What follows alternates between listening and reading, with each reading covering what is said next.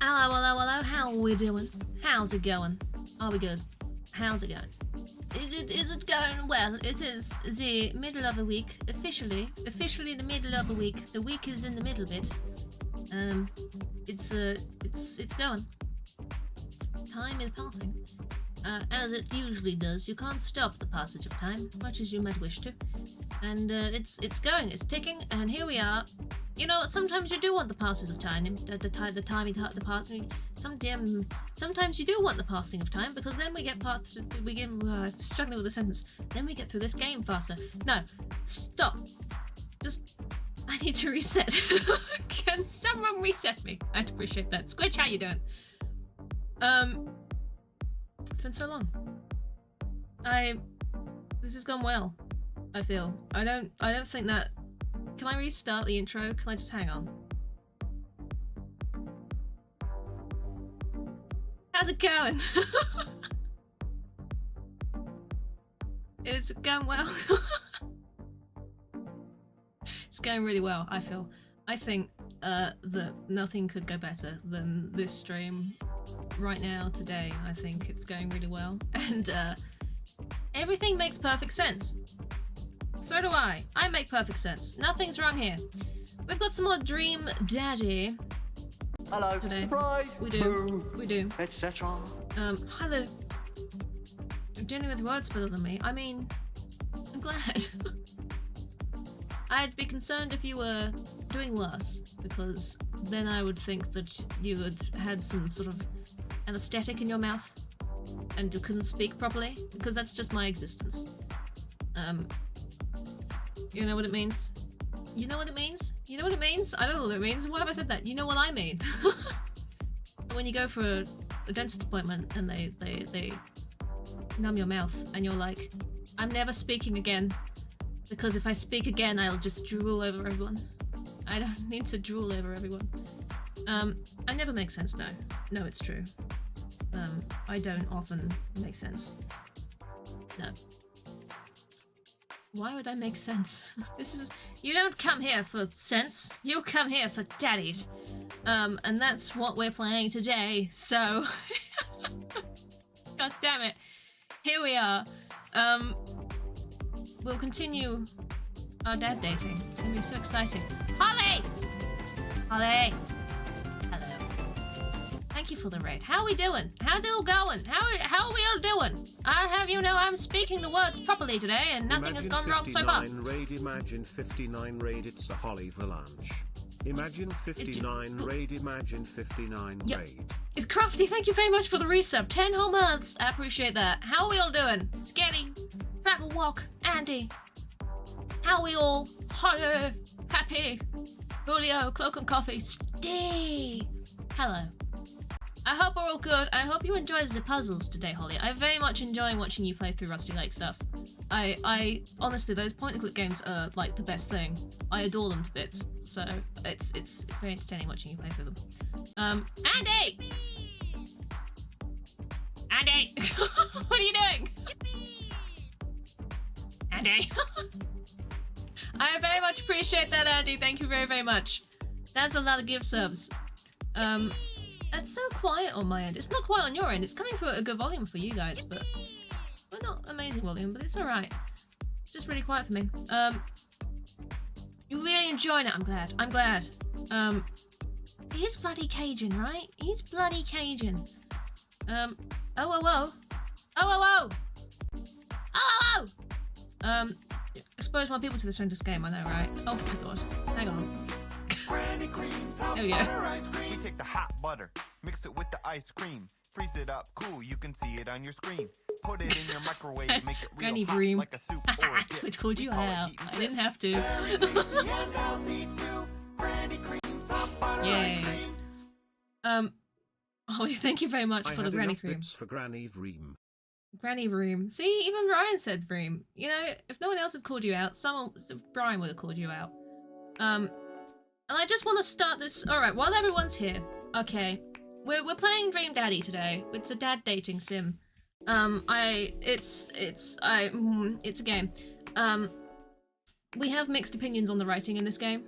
Some of us love it. Some of us run and hide. It's fantastic, but This is not just about I need to pause serving music one again. gamer or It's a game. It one is. streamer.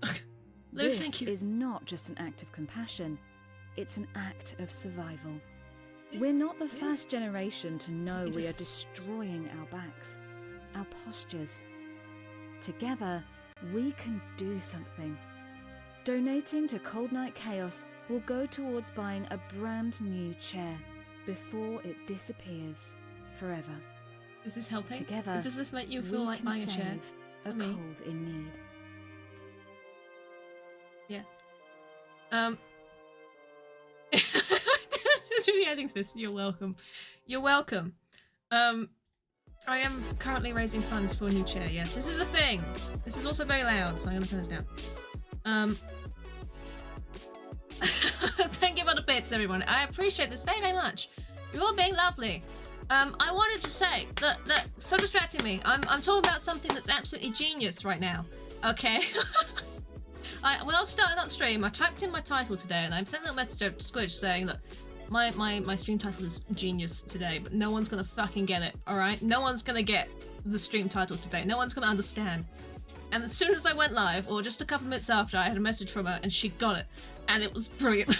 I'm so happy that someone understood this weird ass little route that my brain went that meant that this title for this stream is genius.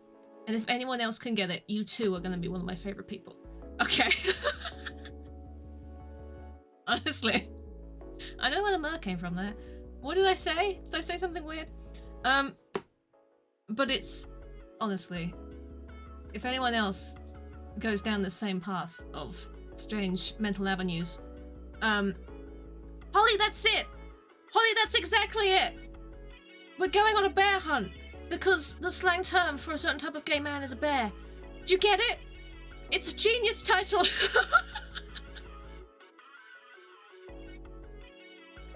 See? You get it! I was so proud of myself. It's the I see. It's the closest one to have being smug. I see. Just murmuring at me. That's fine. It's an amazing title. And I was really proud of myself. Mally, how you doing? Stealth bet. Exactly. Steve, how's it going? So I'm really happy that people are getting it. Because I was proud of myself and I had to mention it. So yes. It's appropriate. You're getting there, this is good. Keep getting there, okay? Keep on going. Fix your work thing, Holly, no worries. We should get started with the Dream Daddies, shall we? That was perfect, 10 out of 10. Wiseman, thank you very much for the bits. I appreciate that. Right? Perfect. Honestly, just flawless victory here. It's genius. What can I say? So yes, there you go. that was all I wanted to say. That's it. That's the be all and end all. I'm done now. I've shown off my genius stream names and that's it. So thank you for being here for this. We have more dream daddying to do, which means I have a lot of shit to read out.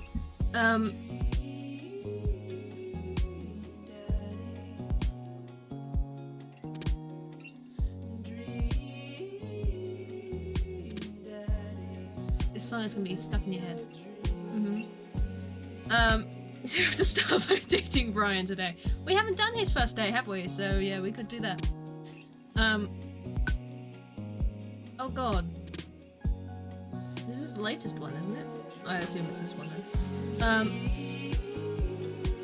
Here we go, right? Here we go.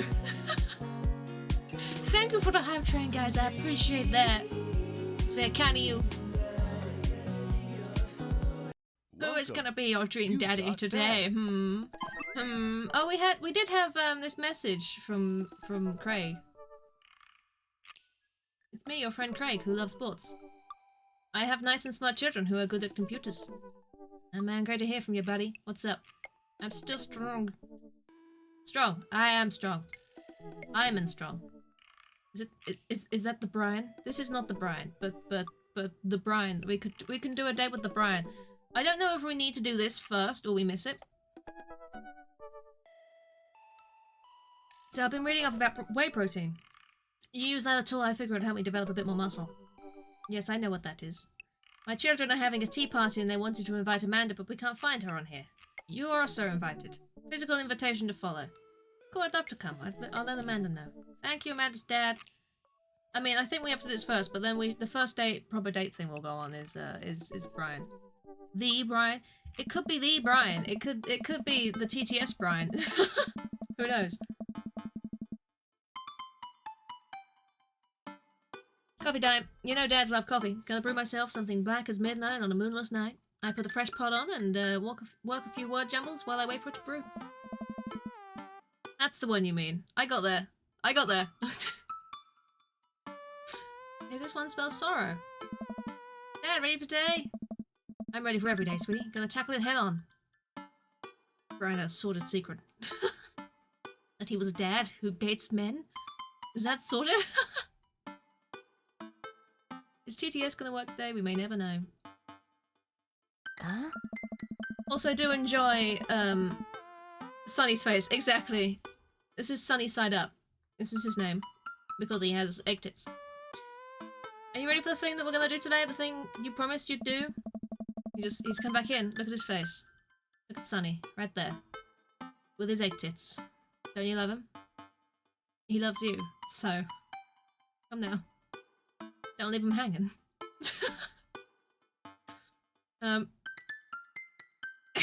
Coming and going up the screen with a bit of dialogue. Here he is again, pops in to say hello, and then he goes off below. Oh. I already told you that I'm not going to throw away my Tom Clancy novels. They're just stacked in the living room. I keep bumping into them and knocking them over, and you don't even read them. Wait, no, that's not what I'm here about. The tea It's a face, right? The tea party, Dad. Nope, I don't remember that. Craig's kids. That hand-drawn invitation. Ugh. Amanda walks over to the refrigerator and comes back with a hand-drawn invitation on a sheet of computer paper inviting Amanda and Amanda's dad to a tea party. They spelled cordially wrong. Just put on some going outside pants and let's get going. I can go outside in sweatpants, nothing's stopping me. Dad, just... I'll see you in a minute. Fuck authority. What did I say about the pants? I'm a rebel, sweetie. Whatever, I'm sure it'll be fine. Fuck authority. Oh dear. John seen the sexy high school adventure. I don't want to look that up. No, not interested. No, thank you. Looks normal and then a wild egg tits emerges. Hello, thank you for coming to our tea party. I do my best bow and present my daughter, who thanks me with a curtsy. Well, thanks them with a curtsy. Don't thank me. Which no. Squidge, don't do that. Don't be this way. Don't do that to me. Why would you be this way? Don't... Why are you like this? No. No. I own Perfect Date. I question the pigeon game. This way, please.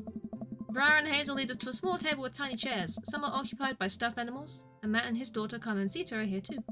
Matt raises a comically small plastic teacup at me. Hey dude, how's the tea? Oh. The imaginary tea is absolutely wonderful. I taste a hint of lemongrass. See the pigeons of Colonel Sanders.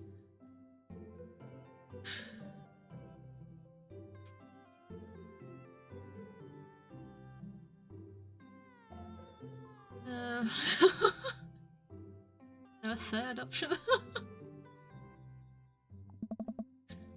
Hello, Carmencita. Hello, Mr. Amanda's dad. Did you just wake up? No. Why? Those are inside pants. Amanda laughs. Please have a seat. Sit down between Amanda and Matt. I don't think I'm going to be able to get out of this chair. Hey. Hi, everyone. Both is the third option. I don't like the third option. Can I have a fourth option? Is there a fourth option?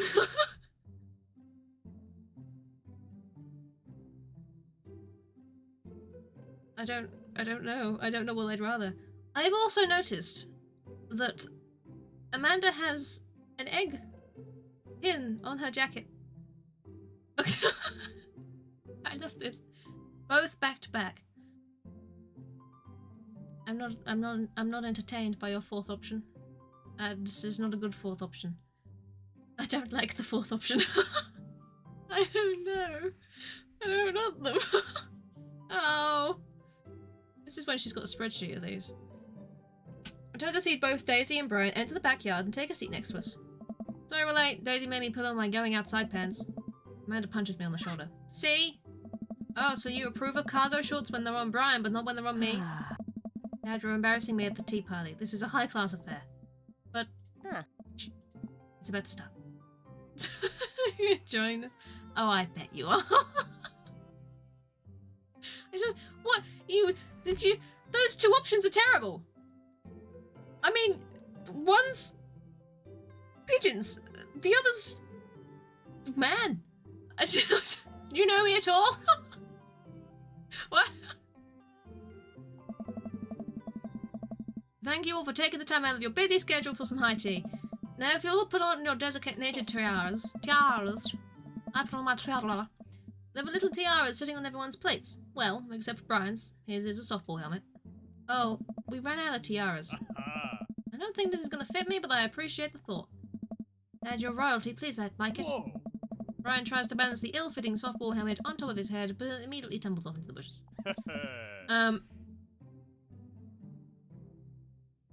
Secret of the Magic Crystal. I don't know how... See, I'm not generally a huge fan of dating games. I'll be honest. Don't start giving Squidge more. We don't need that. It's the Egg Tits Brigade. Yes, I'm struggling with English.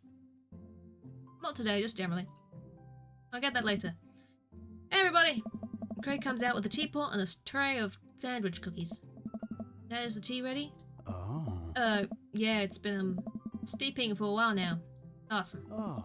Would you girls like to serve your guests tea? No, thank you. We'd much appreciate our servants' help. Greg leans over to me. Nice. That's me. Did I say bidet? I didn't. I'm sorry. Oh god, could you imagine a bidet that sprayed egg? No, don't go there. Craig places teacups in front of all of us and a single sandwich cookie onto each of our plates. He pours some tea into my cup. Awfully fluorescent for tea. I clink my teacup with Mats and take a sip. No, don't. Let's not do that, no. Don't think about that. Good lemonade. It's tea. Hey. Right, very good tea. I lean over to Amanda, who's happily enjoying her tea. So, what do we do at tea parties? We enjoy the splendors of upper-class society, Father. It probably comes Shreve. Hey, Grim? Yes. Shreve. Shreve! She takes a dainty bite of her sandwich cookie. Marvellous. So the meeting of princesses has been called to order. Hear, hear! But I'm a warrior princess. I hunt and stuff, and I have, like, a really cool sword. Can I be a space princess? I'll allow it. I'll be a rock star princess. I'm also a space princess. Can there be more than one? Space is pretty big, don't you think? I changed my mind. I want to be a space princess too. Dad, what are you? Do I get to be a princess? Duh. Well, I guess that makes me... If I drop my crayon on the floor, I'll make sure to pick it up after I pick it up. Pick it up. I see. Nice. Rude boy, I get it. Yep.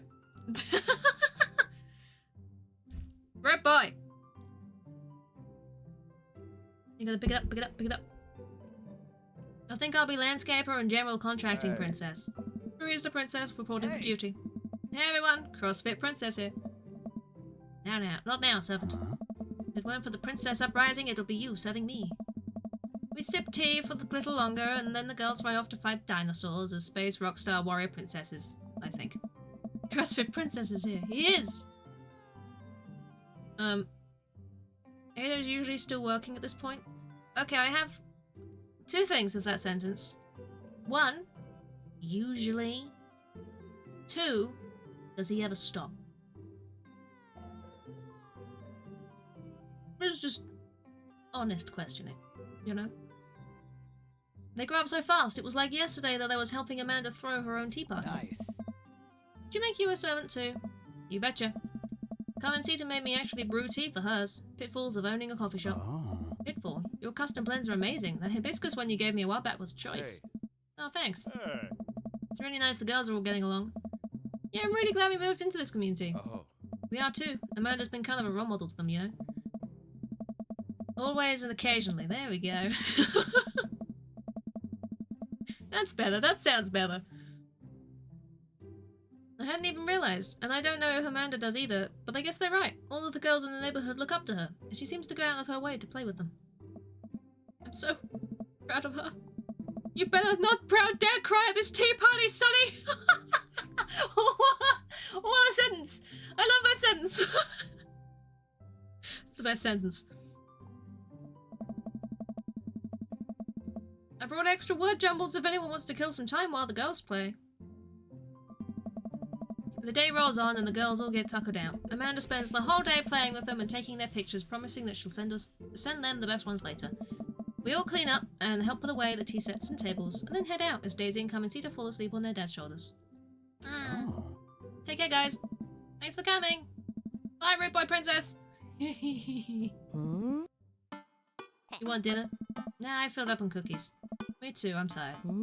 Dude, same. Playing with a bunch of little kids who all simultaneously want your attention and approval is surprisingly exhausting. But in a good way, but also in kind of a scary way. Also, I feel like I gotta be on my best behaviour for them. I don't want to let them down. Is this because you still feel bad about dropping the F-bomb in front of your cousin that one time? I corrupted her, Dad. She secondhand smokes now. Well, those kids really look up to you. I'm glad they have you as a role model. Shucks, Pops. You ruffle Amanda's hair. Is it date time? Oh, it's date You time. got dads. We do have dads. Many dads. We're gonna... Brian Harding. This is it. First date. Oh boy. Man, I don't know how I feel about... I don't know how I feel about hanging out with Brian more, but it seems like Daisy and Amanda get along really well. Maybe I should just bite the bullet and hang out with Brian more for the sake of the kids. I crack my knuckles and start typing. Hey Brian, great grabbing burgers with you at the cookout yesterday. We should get the kids together and hang out soon. Was that yesterday? You sure? I wait a couple of minutes until a ding comes from my computer and a message pops up on screen. It's Brian. Let's see what he has to say. Hey man, always love a good burg with a buddy. We should definitely hang out. What do you think about mini golf? We could bring the girls out and have ourselves a friendly little competition. Rock on, Brian. He signed his name. That's cute. Friendly competition? This is perfect. I know Amanda and I will crush Brian in mini golf. I've been taking her to mini golf courses since she was a little kid, and I'm proud to say she's almost better at it than I am. Almost. I type back. That sounds great, man. They'll time and place, and we'll be there. Hey, Amanda. Hey, would you be up for some mini golf with Brian and Daisy? Hi, Edo. Gee, I wonder what could have brought you here. It couldn't have possibly been. It couldn't have. I can't speak today. Apparently, nothing is working. Nothing is wording. You missed your moment. Yeah. Well, yes. You were there for a little bit. Certain Squidge told you this. That CrossFit Princess arrived, and then you arrived in person as well. It's very exciting. I can't speak anything. No, but it's just particularly bad today. This is just, I don't know, I'm just... bleh. It's just bleh. I just bleh. I just bleh. It's fine. It's fine. It's fine. What's the problem? Nothing's a problem. It's good. I am impressed that you were pulled away from your work to come and say hello, though. I appreciate that, you know? It's good of you. It's good of you. I know it's difficult. And I'm proud. So, I just thought you ought to know. You know? I'm a little out of practice and I know my backswing leaves something to be desired, but I think I could keep with the negatives.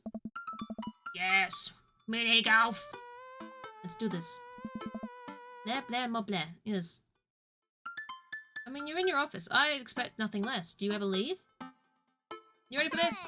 Arr, matey, I'm as ready as I'll ever be. Arr, pirate mini golf. Arr. Love it. Why are you talking like that? Because this mini golf course is pirate themed? I just now realised that we are indeed standing on top of a giant pirate ship in the middle of a putt-putt course. Oh. Alright. Come on, pirate dad. Won't you talk like a pirate with me? Arr. Ahoy. Jerry.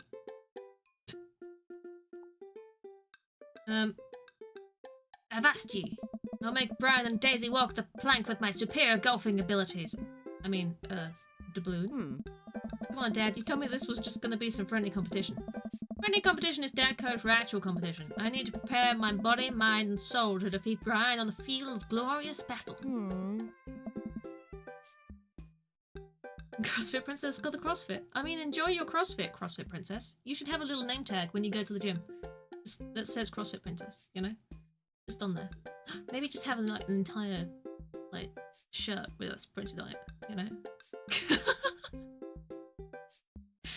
Why not? Why not? Make him one. Yeah, there you go. Make him one. You could make him stickers. So anyone else he sees doing CrossFit, he can put a little CrossFit Princess sticker on their back. All subtle like. Spread the CrossFit. It's great. See? Plotting. Lovely. It's just mini golf. Just mini golf? It's so much more than that. I kneel down and place a hand on Amanda's shoulder. I just want you to know that there's no pressure. It's not a big deal. Don't worry about it too much. But we have to beat Brian at mini golf. Whatever happens to just having fun? Oh, we will have fun. When we beat them. Sweet Jesus. What? You're used to this by now. Come on. Amanda gives me side-eye, but before I can side-eye her back, I spot Brian and Daisy. Oh, hi there, mateys. Oh, hi! Brian walks up with Daisy in tow. Looks like they already rented us some golf clubs for our mini-golf excursion. Tow power move. Why didn't I think of that? Yes. Alright, first mate. I hear there's buried treasure in these waters. You gonna help me plunder it? Oh. Amanda, I don't think this is a real pirate ship. I think it's just to play putt-putt on. Amanda gives Daisy a look. I mean... Aye aye, Captain! Yay. Daisy winks at the man. Ah, look at those two. They're two peas in a pod. So, you excited to get some mini-golf in? Oh, you know it. You a gambling man? Oh. Do I get you if I win? I kinda have to say that, don't I? Is that too forward? I feel like that's very forward. Do you think he'd appreciate someone being that forward? Do it. Dear me. Amanda puts her hands over Daisy's ears. Gross! Ugh! Ryan blushes. He's clearly a little uncomfortable. How about the loser buys drinks tonight? Alright, but how do we make it a bit more interesting? That was so underwhelming! I wanted chaos. I did want chaos, to be fair. I'm listening. The loser has to mow the winner's lawn this weekend. Well, my yard's pretty big. Are you prepared to take that on? I think you should be a little more concerned with how you're going to maneuver around my hedges. It's highly technical work, not for the faint of heart. I don't think I need to worry about that. I'm very good at mini-golf, you know. Oh yeah? All in one, every time. What I just said is not a true thing, but it already came out of my mouth, so I have to stand by it. I'm looking forward to seeing that happen. Brian and I eye each other up and down. May the best dad win. Brian and I shake hands and lock eyes. It's about to go down. Oh, his hedges. Oh, he made it dirty. Oh no. Oh Christ. Do I click? Yes, I just click. Alright, fine. Went the wrong way. Fuck you, ball. You lost your ball. I lost my ball. I never had him in the first place. Oh. Oh, I'm shit at this. You've lost your ball. I've lost my ball. Oh, I fucked it all, haven't I? Oh, Jesus. Hey!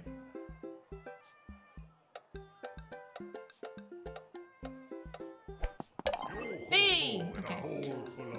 It started so well, and it's going well. It's fine. Everything's fine. It's just very quick.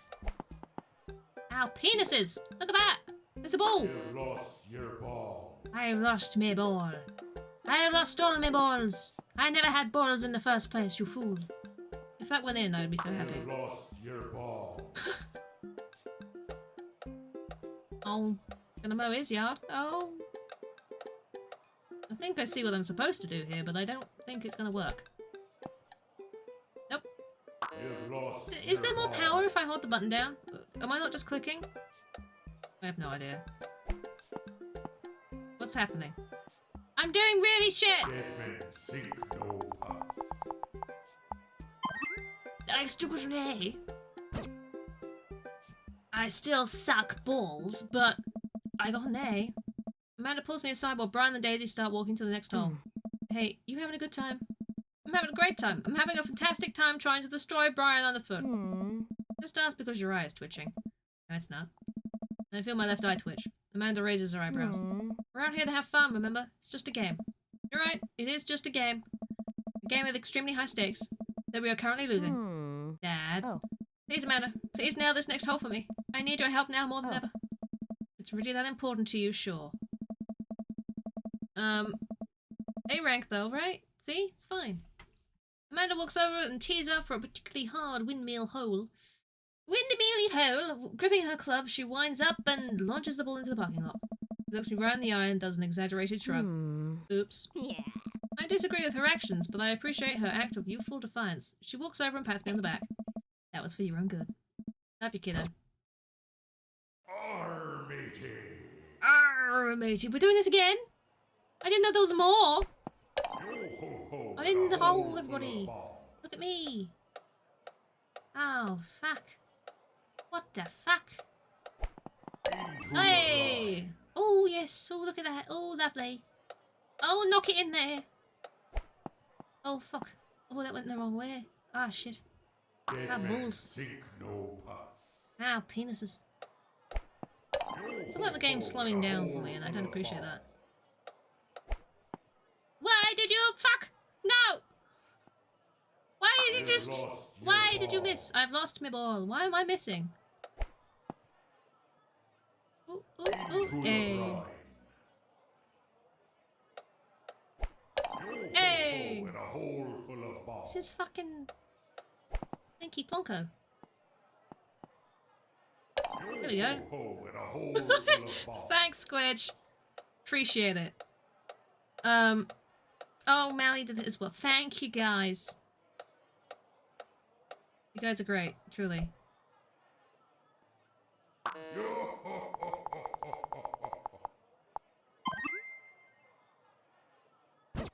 So there was a power situation. Should I have held that down? I tried to maintain an air of professionalism because there were children present, but confetti cannons are going off in my brain and someone is placing a wreath around my enemy with the words "Best Dad" emblazoned on it.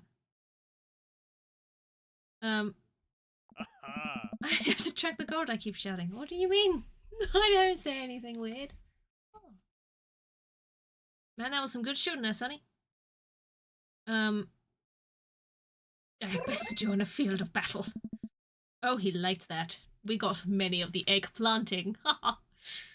And it felt good, Brian. It felt real good. This is what Brian and I eyeball each other. Electricity shooting between us. Arr, Daisy, did you have a good time? Yo ho ho, I did. We haven't even found the buried treasure yet. I think we would need to apply for a permit to dig around here. Oh, check them aubergines. I can take Daisy home so we can get the city paperwork started for digging. You two go enjoy your night. Sounds like a plan. Sonny, you cool with that? Sure, just don't get yourselves into too much trouble. Can do. I'll make sure we get into a perfectly reasonable amount of trouble. Amanda and Daisy skip away yelling about buried treasure. Bless that kid's tiny rebellious heart. Well, guess we should hit the bar now. There's actually a tiki bar attached to this place. How about that? That sounds like a plan. Brian and I walk into the Freaky Tiki. Oh, the Freaky Tiki! A kitschy island-themed bar. Palm trees adorn the walls and several fake parrots are strewn about. Ukulele music plays softly in the background. Brian and I approach the bamboo bar. I guess I'm spending more time with Brian, which is a little more bearable since I won. Okay, I just gotta get my victory drink and get out of here. I think I already proved my superior dadness for the day. Yeah, wish you had a tiki bar. A tiki bar would be great. 2 pineapples of hospitality, please. The bartender whips us up 2 rum drinks inside hollowed-out pineapples. He sets them on fire, and we have to blow them out before we can drink them.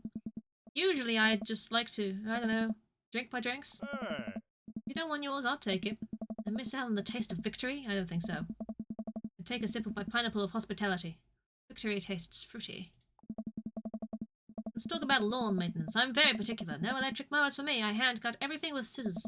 I also only water the lawn with bottled sparkling water. I just ran out, so you're gonna have to import some. Italian is preferred, but I'll settle for Icelandic if that's all you have. It's sweet that you're willing to put all of that work into taking care of your dead grass. What? My grass is perfectly healthy. It's okay, buddy. I know just the trick to perk it back up. Oh, I'll work my magic when I finish trimming your grass. Oh, he's gonna work his magic when he finishes trimming grass. Oh my, with the tiniest pair of scissors he owns. Oh my, evil laughter indeed. Man, even when he's trying to be helpful, I feel personally attacked. Don't you get the innuendo? The euphemism? The innuendo? Understand the euphemisms! While I sip more of my drink, I notice a TV in the corner. Hey, Extreme Makeover Dick Edition is on. Hey, I love the show. Always made me want to learn a dick. Yeah, I hate this show. Why? It's so clearly fake. Well, yeah, it's reality TV. Who cares? I care. I'm a general contractor. I work with dicks all the time. There's no way they're renovating those dicks in the matter of 2 days. It's impossible. It's a 3-week job, minimum. Here's Endo, right? So, you want them to cover those 3 weeks extensively in every episode? It can't be that interesting to watch a bunch of dudes slave over a dick for that long. Nobody would watch it. I don't like any of those home improvement shows. I want to watch stuff that's real. Like Long Haul Paranormal Ice Road Ghost Truckers. I have terrible news for you, Sonny. No. No, not them too. That's the awful truth. Not the ghosts, though. Those are real. Trucks just don't have emergency escape buttons. I've been lied to for so long. We both chuckle and sip on our pineapples.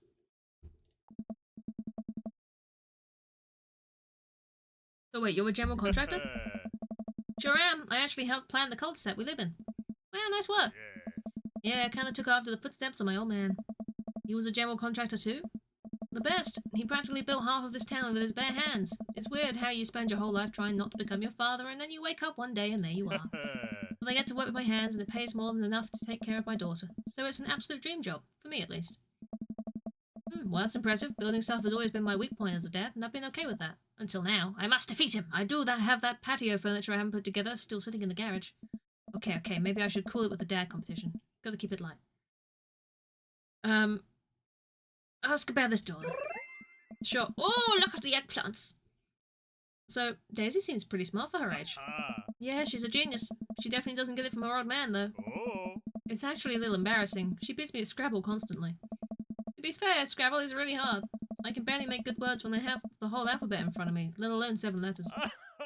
Brian laughs. See? We can keep things friendly here. This is perfectly pleasant. I could do this all night. Because I feel an innate need to impress Brian and prove I'm better than him. Obviously. That's the only reason. I think. Let's keep it moving. You ask about dog. Oh, look at the eggplants. Oh my gosh. We're doing so well with the aubergines. So, you have a dog? Sure do. I can't quite remember what he looks like. Oh, he's a little corgi. You must be joking. No. I'm not joking. Oh, the aubergines, they flow. Always has a handkerchief around his neck. Yeah, I'm not getting it. I think I might need a visual reminder to jog my memory. If you happen to have any pictures of said dog. Maybe on your phone. Brian laughs. I'm hearing it over Brian, right? What's going on? Only if you wanted to see pictures of Max Mo, you could have just asked. Show me the goods, then. Brian pulls out his phone and flips through an entire album of dog pictures. Oh yeah, that's the stuff. What a good boy. I look around the room and take in all the kitschy decor, looking for something else to comment on. There's a gigantic fish hanging above Brian, and I gesture to it. Cool fish. It's definitely fake. What, really? Everything in here is fake. That palm tree over there is just a ficus with a plastic coconut glued to it. I look over. He's right. But I almost caught something like that fish once. Mine was bigger though. Of course it was. Oh, really? Yep, I went on a trip to Hawaii maybe a decade ago. We were out on the sea for 3 days, catching fish, drinking beer, you know, guy stuff. We had a hot plate on a boat so we could sear the fish right after we caught it. Throw a little bit of salt and lemon on that. Oh man, it's some of the best food I've ever had. That actually sounds amazing. Well, it was the last day. Everyone had gone to bed already, but I was out there watching the stars, had my line out too. And then all of a sudden it just starts running. So I jump on the reel before it gets ripped out the rod rack and start fighting with the damn thing. I'm out there for maybe an hour. Can't call out to my shipmates. It's just man against nature. And finally, I'm starting to tucker the guy out. I get him up to the surface and finally get sight of it. The biggest marlin I've ever seen. Hemingway-esque. I get him onto the boat single-handedly. And you know what happens next? What happens next? The damn thing smacks me in the face with the tail and knocks me out. I wake up the next morning on the deck, the fish gone, never felt dumber. Look other way. I think there's another version of me that would have spent the rest of my life trying to catch the fish captain and stuff. We're applauding, we do. I mean, getting knocked out by a fish is quite the achievement. I'm sure Daisy would be supportive. Ah man, fishing's alive. Haven't gone enough lately. You go fishing? Actually, I have a confession to make. Wait, what am I doing? Why am I having this inexplicable urge to be vulnerable with him? I can't tell him that I'm terrible at fishing. I lean in close. Oh dear. I'm best at fishing. I'm simply the best out there. Okay, since you're such a pro, I'm taking you fishing. Do you want to go fishing? Wait, don't answer that. Yes, you do. We're going fishing. Oh no. Oh. I don't know. Come on, it'll be a blast. I know the perfect little fishing spot. I'll bring some beers. We can just sit back, relax, and reel in some trout. We'll bring the kids with us. Come on, you know you want to. I've been cornered. Yeah, okay. Brian gives me an exuberant high five. Yes, maybe we'll see who can catch the most fish so I can get you mowing my lawn. You can try and beat me, but they don't call me Sonny and good at catching fish side up for nothing. I'm spinning a web of lies that I fear will one day consume me. Sounds like it'll be a scrap. Brian and I finish our drinks and head outside. Till next time. I'm real excited. Catch way more fish than me, Brian. Brian extends his hand and gives me a friendly but firm handshake. I see the competitive fire in his eyes. This is going to become a whole thing, isn't it? Yes, it is. Absolutely it is. Once Brian takes over babysitting duties, Amanda walks home with me. She immediately plops down on the couch and flips on the TV. So, how was your hang with Brian? He wasn't too spicy about his crushing defeat, was he? No, he was pretty gracious about it. Like, frustratingly gracious. Yeah, how dare that guy have some decency? Come on, Dad. He seems like a neat dude. I think so? I don't know. The guy loves a good competition. But then again, apparently so do I. What did you and Daisy end up doing? Oh, we hunted for treasure for a bit, but Daisy was really adamant about not digging without a permit, so we just watched some documentary about theoretical physics. I put her to bed and then sat around eating Brian's food. Don't tell him I said that. That's standard babysitting protocol, I believe. I really like hanging out with Daisy. She's super mature for her age. Yeah, Brian says she's had a hard time relating to other kids. She kind of reminds me of you at her age. Although, she doesn't bite people as much as you did. Can't believe I'm finally the cool older kid. Feels good. You gonna hang out with Brian again? That's the thing. He wants to go fishing with me. Oh. I told him I was an amazing fisherman. You hate fishing. I know. I'm kind of panicking. I'm sure it'll be fine.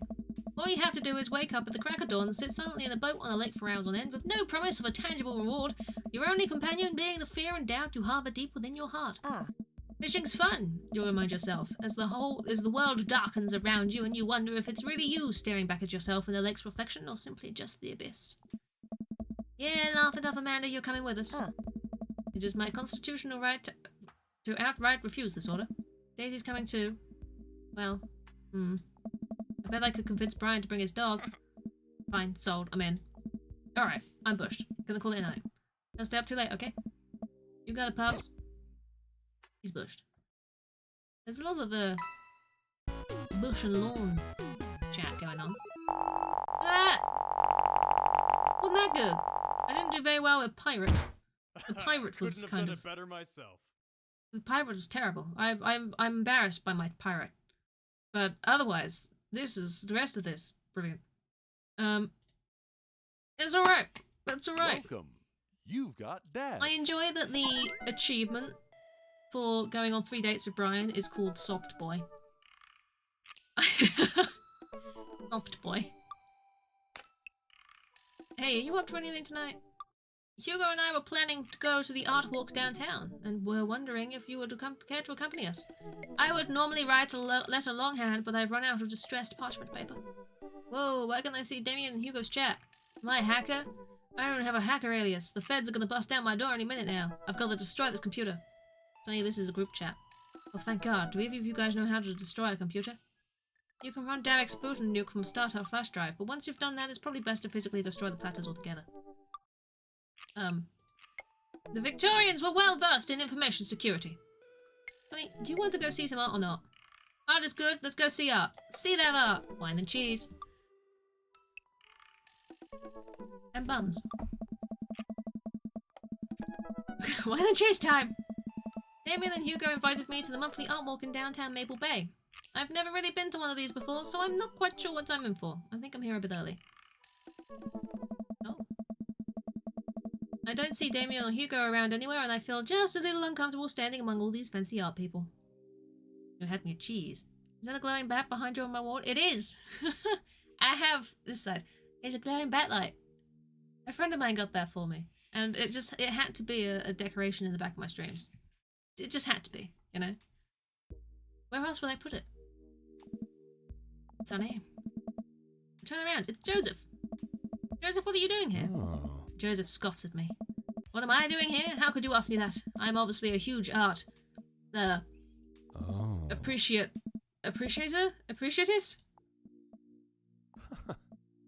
Oh. Okay, fine. Damien invited me to this art walk thing. I'm guessing he invited you too? Yep. Admittedly, I'm a little out of my depth there. Thank God, I thought it was just gonna be... I was just gonna be the odd one out. Are you allowed to say that? Say what? You know. Thank God. Yep, I actually get double points when I say it, since I'm a minister. The points get you into heaven. That's how it works. Anyway, where are the guys?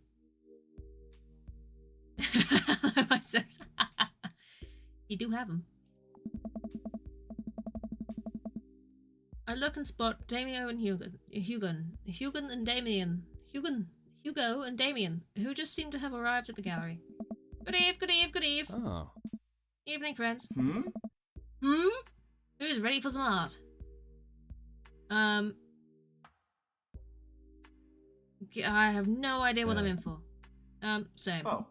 All you have to know is that if you're ever feeling overwhelmed, there's generally always a table that has free wine and cheese. I like art now! I've got the table in my sights. Now if you'll excuse me, I'm going to go help myself to some tiny wines. Oh, do I want to talk art, or do I want to go get cheese and tiny wine? I feel like we need cheese and tiny wine. You know? Cheese and... I think I need to cheese up before I delve into art appreciation. Good idea. Appreciating art does burn a lot of calories. Gotta carve up on those crackers. Joseph and I sidle up to the snack table. There's a pretty nice spread of little plastic cups of white wine, some crackers, grapes, and cheese. Never pass up the cheese. Right? Wine and cheese! This is more my speed. We eat a couple of cheese cubes in silence. These are really good. Yeah, I didn't eat dinner. I think I could probably just fill up on snacks if I'm sneaky about it. I already ate dinner, but I will always have room for cheese. Squidge is here. Cheese and tiny wine. Exactly. Appease the Squidge. Oh. I'm going in for more crackers. Cover me. I shield Joseph from the small crowd of mild-mannered art people milling around the room. I don't think anyone's paying attention. We should probably get back to Damien and Hugo. Right, let me just fill this cup of cheese first, for the road. Road cheese? Oh, yeah. The best kind.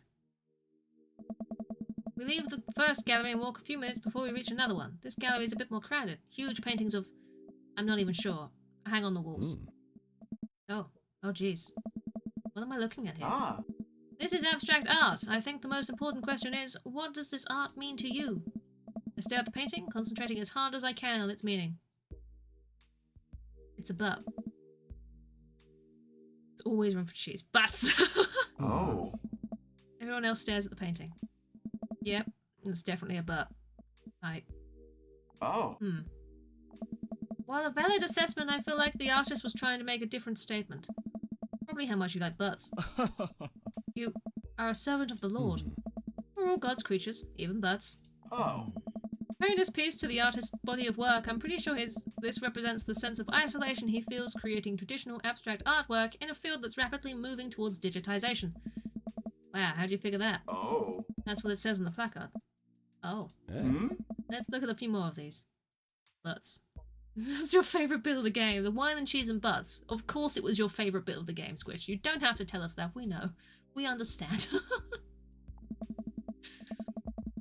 We walk around the gallery, sampling some more of the artist's work. I almost hate to say it, but abstract art is kind of growing on me.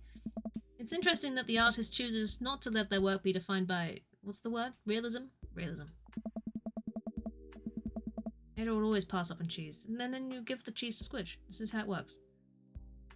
You're simple ladies. You have multiple ladies. You are multiple ladies. You are two ladies in one. Oh my.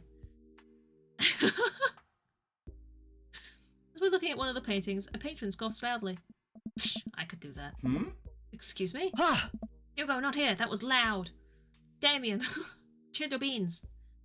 A hive mind of ladies. Yes. Hmm? No, come back here. The patron walks away, not noticing Hugo fuming right next to him. You say you could do that, but you didn't. You don't seem to have the intellectual depth or the artistic skill to execute a piece even as a fraction as impressive as this one. Art is the truest expression of the self, and it seems like your self is bad, so your art would be bad. That you. All of you. Every single one of you. Hugo's insult game isn't the best, but there's no denying his passion. Damien is holding him back at this point. Oh no. Friend, he's not worth it. Hugo manages to cool down. He smooths his jacket. I'm sorry, I just love art very much. We know, buddy. I pat Hugo on the shoulder. You know what would ease the mood? Is it cheese? No. It's wine and cheese. Oh. Co-signed. The four of us head over to the wine and cheese table, which, thankfully, is grounded in realism and is actual wine and cheese. Hey. We got one last stop on the tour. You lot feeling up for it? Is it gonna be any weirder than this art? Oh. It is absolutely weirder than this art. Let's do it. Damien, Hugo, Joseph and I walk over to a performance in the street. Several masked performers and leotards undulate wildly on the ground, screaming both at each other and us. Everything is better with wine and cheese. It's true. It's true. You would have thought he'd notice if you were multiple people, but, you know. Maybe he's just unobservant. Oh, Kirk Douglas! What did you just say? Douglas? Who's Douglas? Douglas? Did he just say someone? Douglas? Huh? Did anyone else hear Douglas? I don't know what they just said. So, quick question. Shoot. What is happening? I second this question. Hey. Performance art. What does it mean? Again, I pose the very same question to you, Mr. Side Up. But what do you think they're trying to say? Oh. I believe it's less about what they're saying and more about the why they're saying it. I think there's something special about performance art. With almost every other form of art, music, painting, photography, the artist uses their medium as a conduit for their emotions. Oh. With performance art, the medium is the artist. It's the purest expression of raw human emotion. It's art as catharsis. That's beautiful, Damien. So, what you're saying is, if I start making really loud fart noises right now, it's art as long as I, like, really mean it. Damien fixes him with a hard stare. I was gonna start making fart noises, but based on the look on your face, that joke isn't gonna play well with this crowd. Wise. Hey. We watch the rest of the performance as earnestly as we can, and clap politely after the dancers scream their way off stage. Phew, I think I'm all arted out. Agreed. We all decide to walk home together. Oh. We make our way back to the cul-de-sac, tiny wires and tiny cheese saucing around in my stomach. I think what I've learned tonight, and not just what I've learned about art, which was nice and extremely informative, but what I've learned tonight is that when you put a bunch of tiny wine and tiny cheese together, it eventually becomes regular wine and regular cheese, followed by too much wine and too much cheese. The tiny cheese lulled me into a full sense of security. I felt safe with the tiny cheese.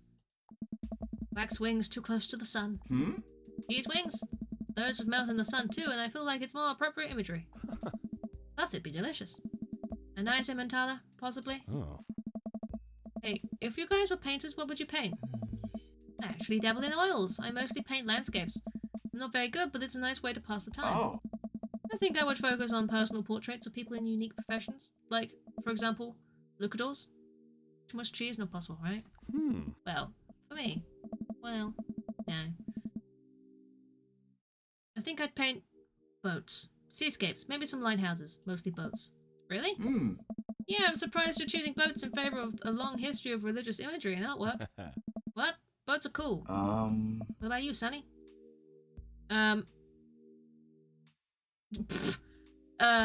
Food artistry. Sure. I would probably do still lives of various foods, bowls of fruit, maybe some bread in there. Would there be cheese involved? See, I thought about that, and no, I can't stare at a pile of cheese for 8 hours without eating some of it, and that would ruin the whole thing. Excellent point.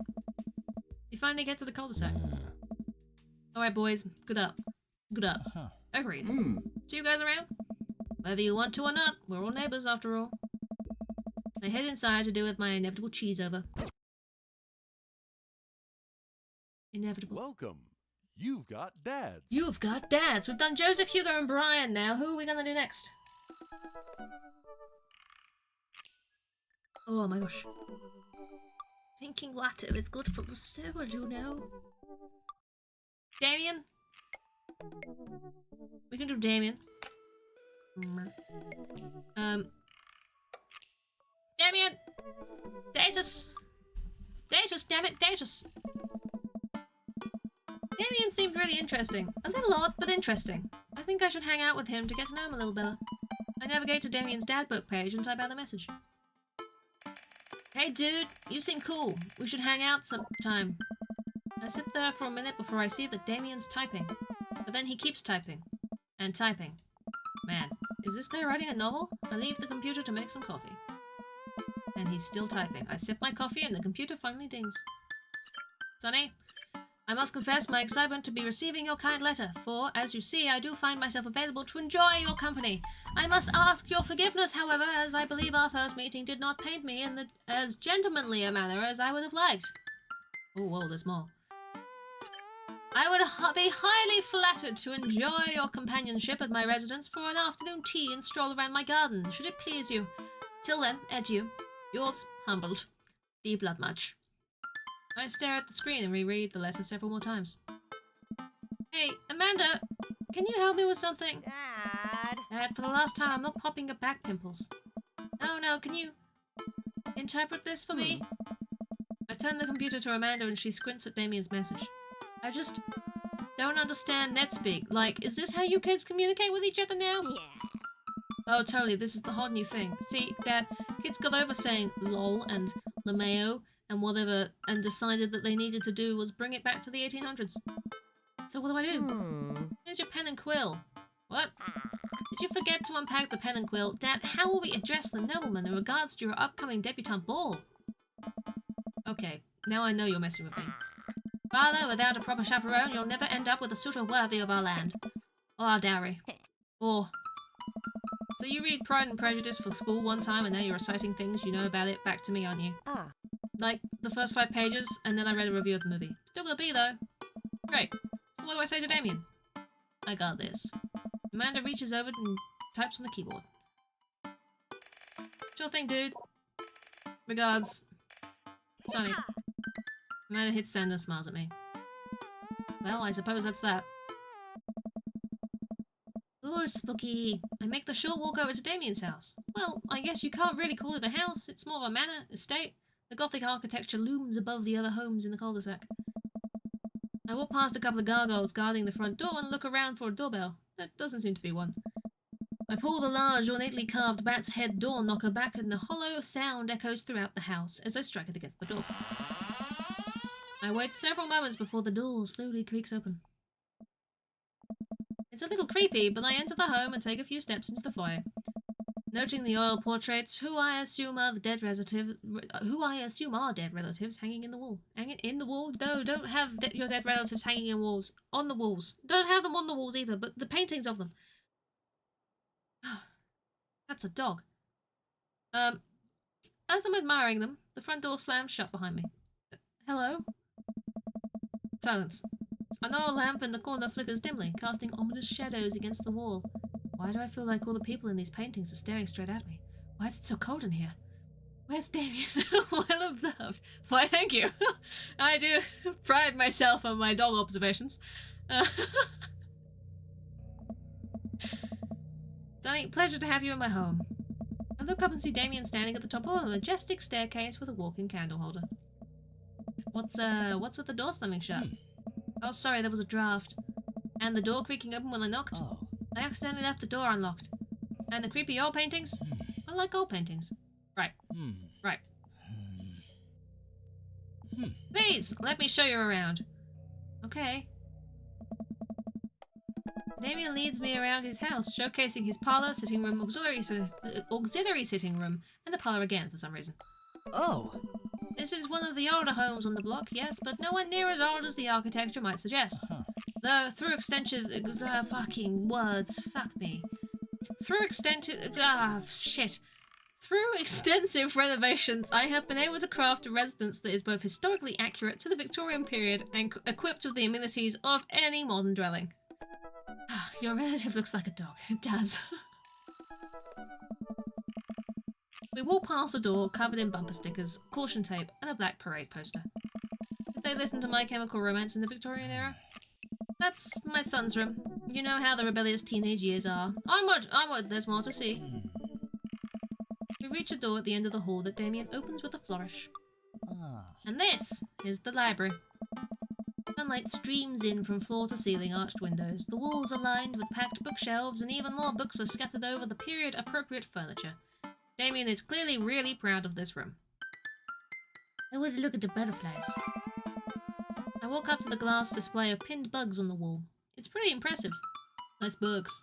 I pinned them all myself. Maybe I could show you how sometime. I'm concerned I would stick the pin right through my finger. Ah, the pinner's gambit. Is that a thing? No. Pick up a book. You know, Sonny, in the Victorian era there was some controversy surrounding reading fucking. Why am I so bad at words today? Surrounding reading. Many people thought the more tawdry novels would encourage youths into a life of crime and would cause too much of a distraction from work and school. I'm really struggling. Why? Why is today the day I struggle with words? I pull out a book at random and examine the worn cover. Opening it, I turn to a random page and read aloud. Naruto struggled against the change that Sasuke bound him with. Shirtless and out of breath, he looked up at Sasuke. Sasuke smirked, unbuttoning his ninja pants. What? Okay, I think that's enough. Damien snaps the book shut and puts it back on the shelf. That's a rare book from my private collection. It's fine. I walk to the window and am greeted by a beautiful view of Damien's backyard. Oh, his backyard. It showcases a beautiful view of the rest of the cul-de-sac. Hey, I can see Craig on his lawn. He's doing push-ups with his daughters on his back. Damn. He sees me and waves happily, doing push-ups with one hand now. Damn. Did you know the Victorians spent at least 20 hours a week gazing longingly out of full-length windows? Wait, really? No, but Victorians did appreciate telling a good joke. Please, will you join me for tea? I follow Damien to his sitting room, where finger foods have already been set out upon a beautiful tiered silver tray. I take a seat on one of the high-backed chairs as Damien pulls and serves me some more tea. Tea, lovely tea. I can't believe we're having a high tea. Never thought I'd get to do this. Damien smiles to himself. What? Oh. It's a common misconception that high tea refers to the wealth or class of the people enjoying it, when in fact the high refers to both the later time of the day that the working class had to enjoy tea and the height of the tables on which they're served. Oh. My dear friend, we're currently enjoying afternoon tea. That's informative. Damien takes a seat next to me and serves me a tiny sandwich. Your home is really impressive. Eggplants! It seems like you've really put a lot of work into this place. Thank you. Huh. No one's ever complimented my home before. Hell, I can barely get matching salt and pepper shakers in my place, and look what you've done. I'm kind of jealous. That's very generous of you to say. What got you so interested in goth stuff? Well, when I was a young boy, my father... Did he take you into the city? Sorry? Did you guys see a marching band? I'm afraid I don't understand. You're serious? Of course. But it's, you know, the song. Amanda made me listen to it. Seriously? I'd love to see a marching band. Nevertheless, I've always had a love for art, history, and fashion. What started off as a small hobby of collecting taxidermied animals grew into a sort of obsession. It's a privilege to be able to appreciate the lives and culture of those who came before us, I think. So glad he made that joke. Good joke. Why not go all the way? I like not dying when I catch a cold. He takes a sip of tea. I can acknowledge that there are many very terrible things about the Victorian era, and to try and live a life that strictly aligns with those ideals would be admittedly hard. But I think it takes a critical mind to truly appreciate something to the fullest, to be cognizant of its flaws and love it all the same. Tell me, Sonny, do you have any hobbies? Oh man, I do. But I don't know if I care about anything the way you care about the stuff. Well, I'd love to hear about your interests. Hearing someone talk about the things they're passionate about is intriguing, and quite honestly, rather attractive. Please, do tell me about your hobbies. Wait, sounds sophisticated. Love me some word jumbles. The written word fascinates me. We spend so much time using words, you know, and I think people would appreciate them more if they had to unjumble them. It's poetic, really. Oh, so you're a writer? In a sense. We finish our tea and finger sandwiches. Come, I have one more thing to show you. Damien takes me around to the back of his home, where a variety of flowers flourish in a beautifully landscaped rows, many of them, multiple rows. A small stone path weaves through it and butterflies flit lazily through the air. My garden. It's beautiful. Thank you. Victorians took flowers and floral arrangements very seriously. You see, it was considered uncouth to discuss personal and romantic relationships in public. So, lovers and friends alike would use bouquets to send secret messages to each other. Each flower and plant is symbolic of different feelings. Even more interesting is that one flower could mean different things depending on the other plants it was paired with. One had to be extremely careful, as even the style in which the ribbon was tied around the bouquet affected the message. Damien leans down and plucks a gorgeous bright orange flower off of a vine. Lilium bulbiferum, the orange lily. What do you think of this one means? My lines are replaced. Hey, look! We recognize this. It is, Squidge. It is. It absolutely is. Thou art the tightest. There you go. There you go. It is. I mean, we kind of have to pick it, don't we?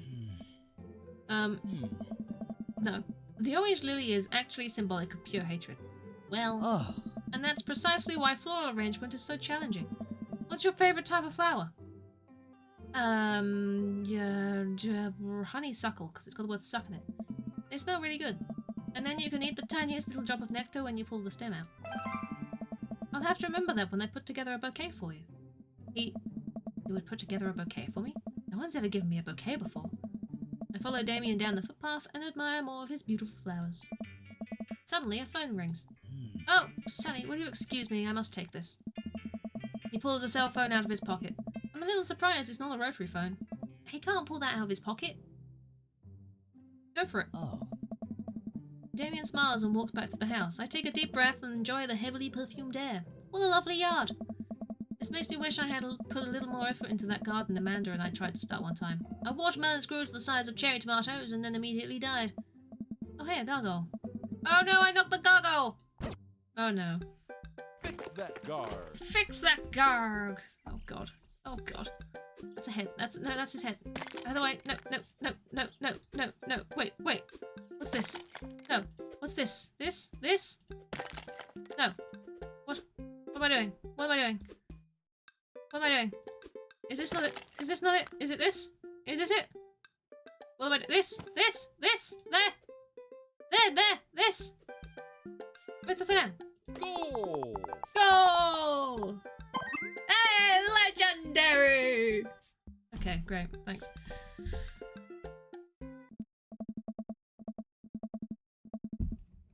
Woo, that was a close one. Oh, here comes Damien. He looks upset. Oh! Why? Sonny, my sincerest apologies to have kept you waiting. There's an urgent matter that I must attend to, so I'm afraid I must take my leave. No problem, dude. Everything alright? Damien worries the hem of his coat with his fingers and looks away. Everything is perfectly fine, but it's Lucian. What's wrong? He appears to have... Well, his teacher needs me to come to the school post-haste. You need help? Oh no, you don't have to. Let me come with you. Us dads gotta stick together. You're right. This is one of Lucian's more elaborate stunts. I would greatly treasure having another parent by my side. Let's go. Damien and I walk into the school and are immediately greeted by an anxious-looking Hugo. No worries, Squeege! Enjoy your foods! Have good noms! Get some cheese, maybe some wine. Hey, Damien, you're here in record time. I wouldn't miss it for the world, dear friend. Wow, whatever it is, it doesn't seem like this is Hugo and Damien's first time to the My Kids Are in Trouble rodeo. Huh. What is it this time? Oh. This, Damien, you have to see to believe. Damien and I fall into step behind Hugo, who leads us through the busy corridors of the school. We pass by several classes in session, and I vaguely wonder if Amanda's around. Hugo eventually ushers us into a small boiler room with a flight of rickety stairs leading down into darkness. What's your step? I can hear faint voices drifting up from the basement, and they don't sound happy. As I'm led into the depths of the school, I recall the antics I got into as an angsty middle schooler. At least I had enough sense to stay out of the creepy basements. We find another teacher in the boiler room, tucked away at the back of the basement. With him are Lucien and Ernest, Hugo's son. Lucien has a bloody nose. Thanks for coming. I can't make heads or tails of this. I look around the scene of the crime and see a bunch of bricks and some masonry tools scattered around. Huh. What happened here? Ernest punched me. Lucien tried to kill me. What? The room falls silent. I was not trying to kill you, dumbass. I was just trying to build a brick wall around you and see what would happen. You promised me there was wine down here. You tricked me. Whoa, wait a second. Lucien, did you try to... cask of Amontillado Ernest? I am neither confirming nor denying that. I turn to Damien and whisper to him. What's cask of Amontillado? Huh. The classic Edgar Allan Poe short story where a man gets his enemy drunk, lures him down to his cellar with the promise of wine and of a fine vintage, then buries him alive behind a brick wall. It's a lovely story. Is it? So wait, Lucien, you tried to do that to him? I was curious to see how it would turn out. I wasn't actually going to leave him there. What was the thought process here? That Ernest was just going to sit still while you slowly built a tomb around him? Well, it worked for like 20 minutes because he's an idiot. But then he realized that I had lied about the wine. And you were cackling maniacally, that's all that tipped me off. Hello, Holly! Hello. And this 20 minutes? That's... Sweet Manchego. Sweet Manchego! Oh my god. It took you 20 minutes, son. We just did an entire 2-week unit on the cast of Amontillado. And it took you 20 minutes to realize Lucien was leading you into an elaborate ruse? Did you even read the story? I read the first 5 pages and then read a review of the movie. Sweet Manchego. It's only 5 pages long and there is no movie. Yeah, you're right. I paid Lucien to read it for me. Actually, he didn't even pay me. So, when you think about it, this was me teaching him a lesson. Damien and Hugo both have their heads in their hands. You guys are always telling me to engage in the literature, and I did. I don't see a problem here. Alright, I'm throwing this under what the hell. Don't do whatever that was again. You are both suspended for a week. Ernest and Lucien high five. The teacher starts to stomp up the stairs. Hugo, I'll cover your class. Take your son home. Mr. Bloodmarch, you too. Thank you for your mediation. We all head up the stairs and out the school in tense silence. Oh, shit. Lucien, Damon, and I all pile into my car and begin the drive home. Lucien immediately puts up his hood and stares out the window angrily. I'm not going to therapy again. I know, son. It's entirely up to you whether or not you want to go. But I care about you and I can see you're struggling, so if you do decide that you would like to speak to a professional about your feelings, we can do that too. Maybe you can spend the next week looking for a summer job, I know how much you want your own car. I can't believe Damien's keeping his cool. I'm impressed. Fine. Thanks for not freaking out too hard. I love you, son. Lucien continues staring out the window. Love you too. We spend the rest of the drive in relative silence. They have a complicated relationship. The moment we pull into the driveway, Lucien hops out the car, slams the door, and runs inside. I didn't expect to have that conversation in front of you. He and I have a lot we need to work out. It's alright, and all things considered, Lucien's bricklaying was pretty good, so there's your silver lining.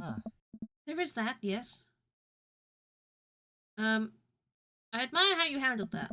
You were a lot more diplomatic with him than I would have been. I just want what's best for him, and I don't think yelling at him would do either of us any favours. It really does. You're a good dad.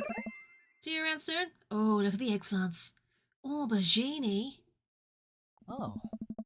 It will be my honour and pleasure. Damien bows with a flourish. Classy. Ah. I come home to find Amanda curled up on the couch with a blanket, watching TV. I plop down next to her. Yo. What you watching? Tiny House Hunting Brothers Extreme Edition? Oh, I hate this show.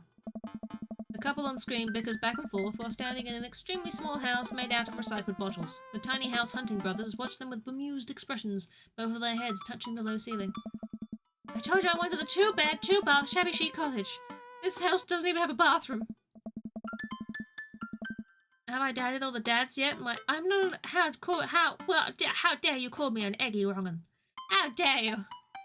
I'm an eggy rightin'. Yes. We have not dadded all the dads yet. No, we're getting there. We're making progress. But honey, the outhouse is only 20 yards away. It's not that bad. I am not pooping outside, Greg. Why don't they just get a regular-sized house? I don't know. A gaggle of dads? A gaggle of dads. I goggled some dads. What?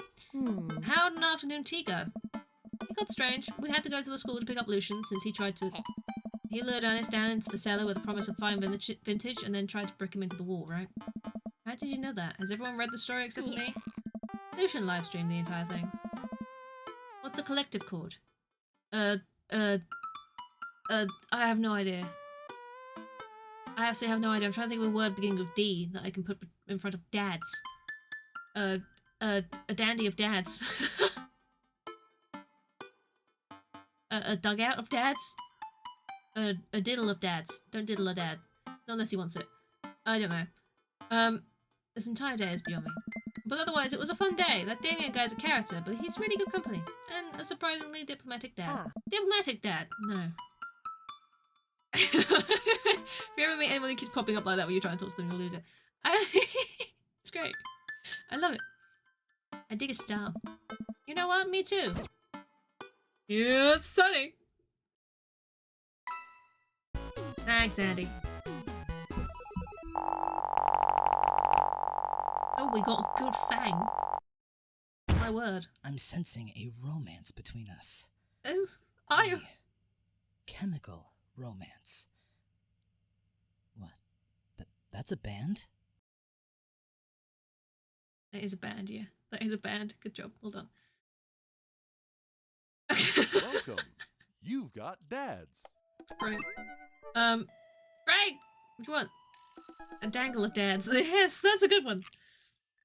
Is dad and daddy points? Oh, yes. A dildo of dads. Oh, no. Oh, no, another dildo of dads. Hey, buddy, so I have a favour to ask. Robert invited me over for dinner, and I know it's kind of a faux pas to invite another bro, but I've known the guy for years and I still can't get a good read on him, and I know it's going to be super awkward if I go by myself. Will you please come with me? Eggs! Eggs! Eggs! Eggs! Eggs! I love food. I especially love food that's free. And I don't know why you're so sweaty over cooking, but sure. Yeah, do them down. Thank you. Does he know what this means? Tea everywhere. Andy, did you spit out your tea? Was a dildo of dad's too much for you? Oh my.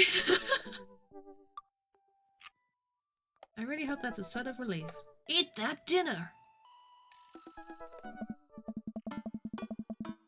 Oh man, I don't know how to feel about this social time with Robert. Still, I guess free food is free food. Yeah, dude, I'm down. Thank you! Craig and I decided to meet up before heading over to Robert's place. Craig's waiting on my porch, a bottle of white wine in hand. Hey. Sonny, boy, am I glad to see you. Likewise, man. Classy of you to bring wine.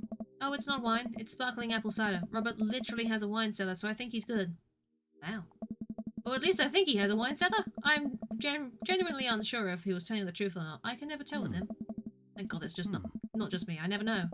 He's so deadpan about everything. I usually just laugh it off, but man, that guy's an enigma. We start walking over to Robert's house. Does Robert even know how to cook? I have sincere doubts about whether he even knows how to shave properly. Or iron his shirts. I feel like you learn to cook after you learn those two first. Bro. One time I saw him grab a hot dog from a trash can. I mean, it was at the very top of the trash can, like sitting above it, but still. If he were on trial, I think the jury would define that as in the trash. In his defense, I've definitely considered grabbing food from the top of a trash before. Well, yeah, I think we've all considered it, but the difference is that Robert actually did it. True, maybe he's the enlightened one. Maybe we're holding ourselves back.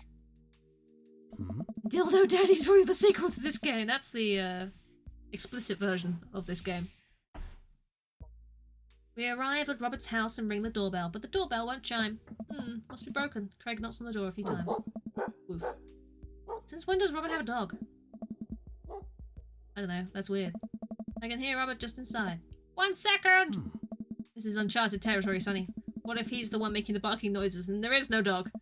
Don't say that, we're not even inside yet.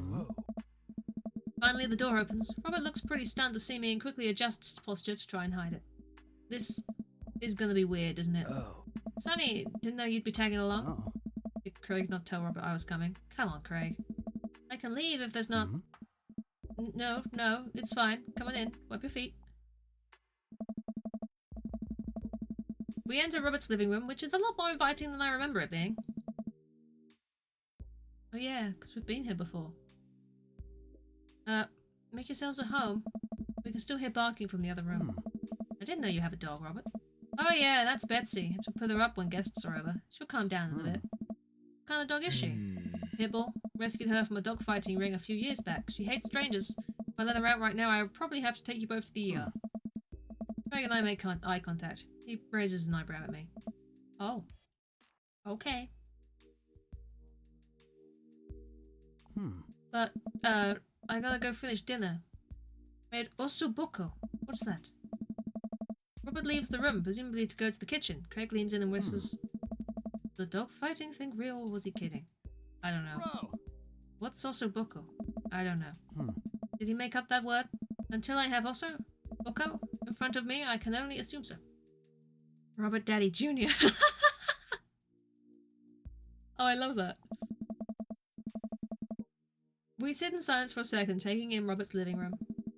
Are we about to get sawed? Nah, usually you wake up in those situations. We voluntarily walked into this one. Although he did look pretty shocked to see you. Maybe you being here threw off his plans? His murder plans. This is so weird. Robert finally walks into the room carrying 3 paper plates of steaming food like a waiter. I don't have a dining table. Don't trust them, so we're eating here. Also, I don't have real people plates. I hope that's okay. Robert sets plates in front of us on the coffee table. I still can't tell what it is. Looks like meat. Maybe. Lots of sauce. I can make out some vegetables. I think that might be rice, but it could also be pasta. I guess there's only one way to find out. I take a bite. Dude! Oh my god. I take another bite. The medley of flavors in this dish is amazing. The meat is so tender and the risotto, I think that's what it is so creamy. Robert, this is really incredible. You cooked this? There's a pregnant pause as Robert formulates a response. Like, it's weird to get compliment from me.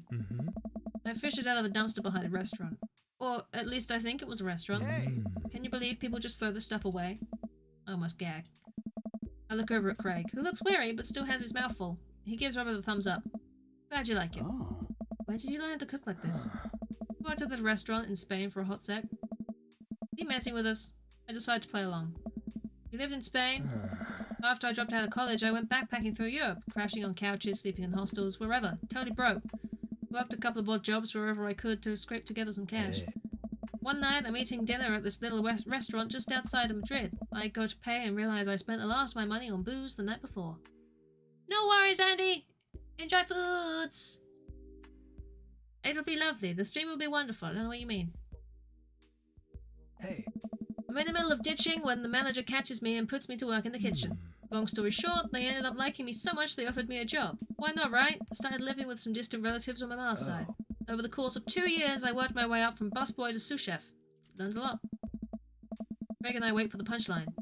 What? No watchman did he swindle to get back to the States? Who did he get caught in the game of poker in the back room of a speakeasy for safe passage in the crew quarters of a cargo ship? Anyway, I still love to cook. I don't know what's real anymore, but this food's so good I kinda don't care. Plus Robert is actually talking to me like we're 2 people in the same room. Which is nice, I guess. That's amazing. It really is. To be totally honest, I wasn't exactly expecting gourmet cooking here, especially not served on paper plates. I don't care about presentation. If the food's good, it should speak for itself. This ossobuco is streaming. It's for itself. Buco? And paper plates are just as good as regular plates if you double them up. Hey, is it bad if I ask for seconds? No problem, but save room for dessert. I made lemon berry saffron. Good grief. Well, aren't you just full of... Craig looks over to me. Hey. Surprises. Robert winks. You bet I am.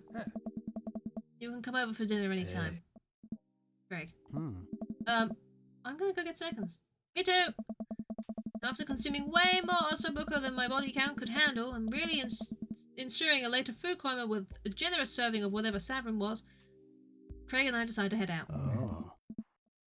Thanks for coming. I'm making the attempt to be more social. Something tells me he's not gonna follow through on that. Man, if you'll have me, I'm here. Especially if there's ossobuco involved. Oh yeah. I have no idea if I was saying any of that right. Welcome. Here we are. You've got Oh my dads. goodness. We still haven't gone on the date with Craig, Matt, and Robert, I believe. Let's double down on the Robert front. Screw it. We just spoke to him. We'll double down on it.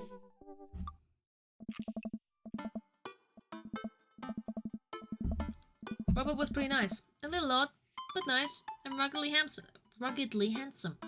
We should hang out. I type a message out to him on Dadbook. Hey Robert, good seeing you again at the cookout. Wanna grab a drink? I sit there for a couple of seconds hoping he'll message me back. Hey, it says that he read my message. I anxiously wait for a response. Wanna watch cat videos on the internet? I start down the rabbit hole of cat videos and Robert quickly vanishes from my mind. I didn't realize how long I've been doing this, but by the time I watch maybe my 30th cat video, Robert pops back into my head. I jump back over to Dadbook to see if he's responded yet. Nothing. Well, I guess the guy's busy. I might as well make the best of my day. I get up, walk to the living room, and then sit down and turn on the TV. Let's put on a game show. Ooh, Family Fortune's on. Alright, Nicole, your parents are in the lead. It's just up to you to win it big. Are you ready? I'm ready! I hook the contestant up to a lie detector in front of her parents. Who's your favorite parent? My mom. Ooh, sorry, incorrect. Next question. If both of your parents were hanging off the edge of a cliff, which would you say? What is this awful game show? This is terrible. I love it. I lose several hours to whatever hell this is. Oh, that was. Sighing, I get up and walk around the house. My stomach grumbles. Time for lunch, huh? I guess it's time for old Chef Side-Up to cook a gourmet delicacy. I walk over to the refrigerator and open the door. Mustard jar. No. What? Eggs! It has to be eggs. This seems easy enough. I put some eggs in the microwave and set the timer. I don't know, 3 minutes? These eggs taste like I got them out of a vending machine for a quarter. Rubber bouncy balls. Good job. Well done. I finish my snack and walk around the house for some more. I should have microwaved them for 17. I want to know what they would have been like. Would they have exploded? When's Amanda coming home? Oh, I just remembered something. When we were packing up the old house, we found an old basketball hoop that would hang off a door. It would really bring the living room together. I wonder where I put that. I spend a couple of minutes poking around the new place until I find it. After installing it above one of the doors in the living room, I'm ready to dunk. Come on and slam. I take a leap from the free throw line and rocket that sucker down the net. The crowd goes wild. Now welcome to the jam. I pull up from the 3-point line, breaking ankles and sinking a fadeaway. And I forgot the rest of the words to the song. No look behind the back hook shot. Everyone's on their feet. Something, something, Space Jam. I managed to just barely defeat myself at horse before Amanda comes home. Then we cooked dinner together. We're proud of ourselves for not even coming close to burning down the house. Afterward, Amanda and I dig into a carton of ice cream over an episode of Chopped Toddler Tournament. What you have in front of you is a molecularly deconstructed sweet potato with brown sugar demi-glaze with cream fraiche, of course. This is literally just a jar of baby food. Toddler immediately bursts into tears. Are we bad people for watching this? Yes. After a few more episodes, Amanda goes to bed. I check my computer one last time. Still nothing from Robert. But it says he read my message. Is he ignoring me? Eventually I climb into bed and get some rest, but I just can't stop wondering why Robert won't message me back. Well...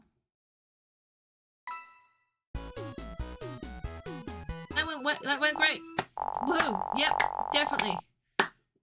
Definitely went really well there. Uh-huh. Good job. Welcome. You've got We don't get a knife dad dads. date. Oh. Hey Sonny, what are your feelings about poker? Beyond hardly knowing her. Poker? I hardly know her? There it is. Well, good talk. Wait, I actually like poker. I just saw the joke and I had to take the shot. Please, man, I'm a dad. I'm contractually obligated. No, I get that. Anyway, we've been playing weekly poker games and I figured I should send an invite your way. That sounds great. I love losing money. Cool, dude. See you soon. Lose that money. Anne invited me to a poker night at Joseph's house. I put on my going out coat and walk over. Across the way I spot Matt, who's walking over from his own house. He's got a case of beer under his arm. Crap, I should have brought something. Hey man. Crap, I should have brought something. No worries, man. It's your first time. Just bring a full wallet. How long have you guys been at this for? Years, buddy. Just a nice way to keep in touch with the guys. It's never really high stakes. We pass through the fence enclosing Joseph's backyard. Craig, Brian, and Joseph hover around the patio, drinking beer and chatting. Robert sits in the corner, brooding as usual. Honey, glad you can make it. So am I. I'm psyched to take all your money. Just like old times. Craig's the resident shark. We prefer the term person who's good at poker. I'm well aware. Craig's always been suspiciously good at poker. Are you still as terrible as you were in college? Poker face. Hey, I wasn't terrible. I'm not bad at poker. I'm definitely good at poker. Everyone stares at me. Okay, maybe that was a little defensive. Okay, I'm bad at poker. Nice. There's no way you're as bad as Joseph. Joseph shrugs. This is basically my tithing. Teething? He's teething. That's what it is. I'm giving back to the community. Plus, I'm just happy to sit here and eat all Brian's snacks. Guess who brought pigs in a blanket? No worries, Holly! Enjoy foods! Not Craig.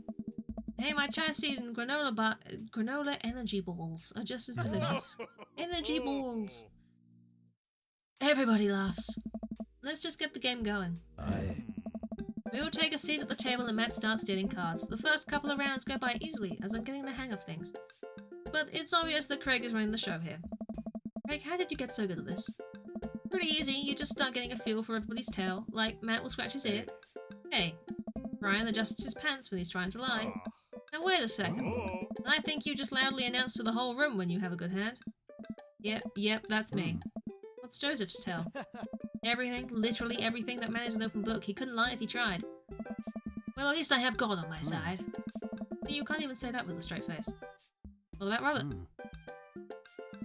Honestly, the man's an enigma. Robert raises his glass of whiskey to us in a solemn salute. I think he'd wipe the floor with us if he actually tried.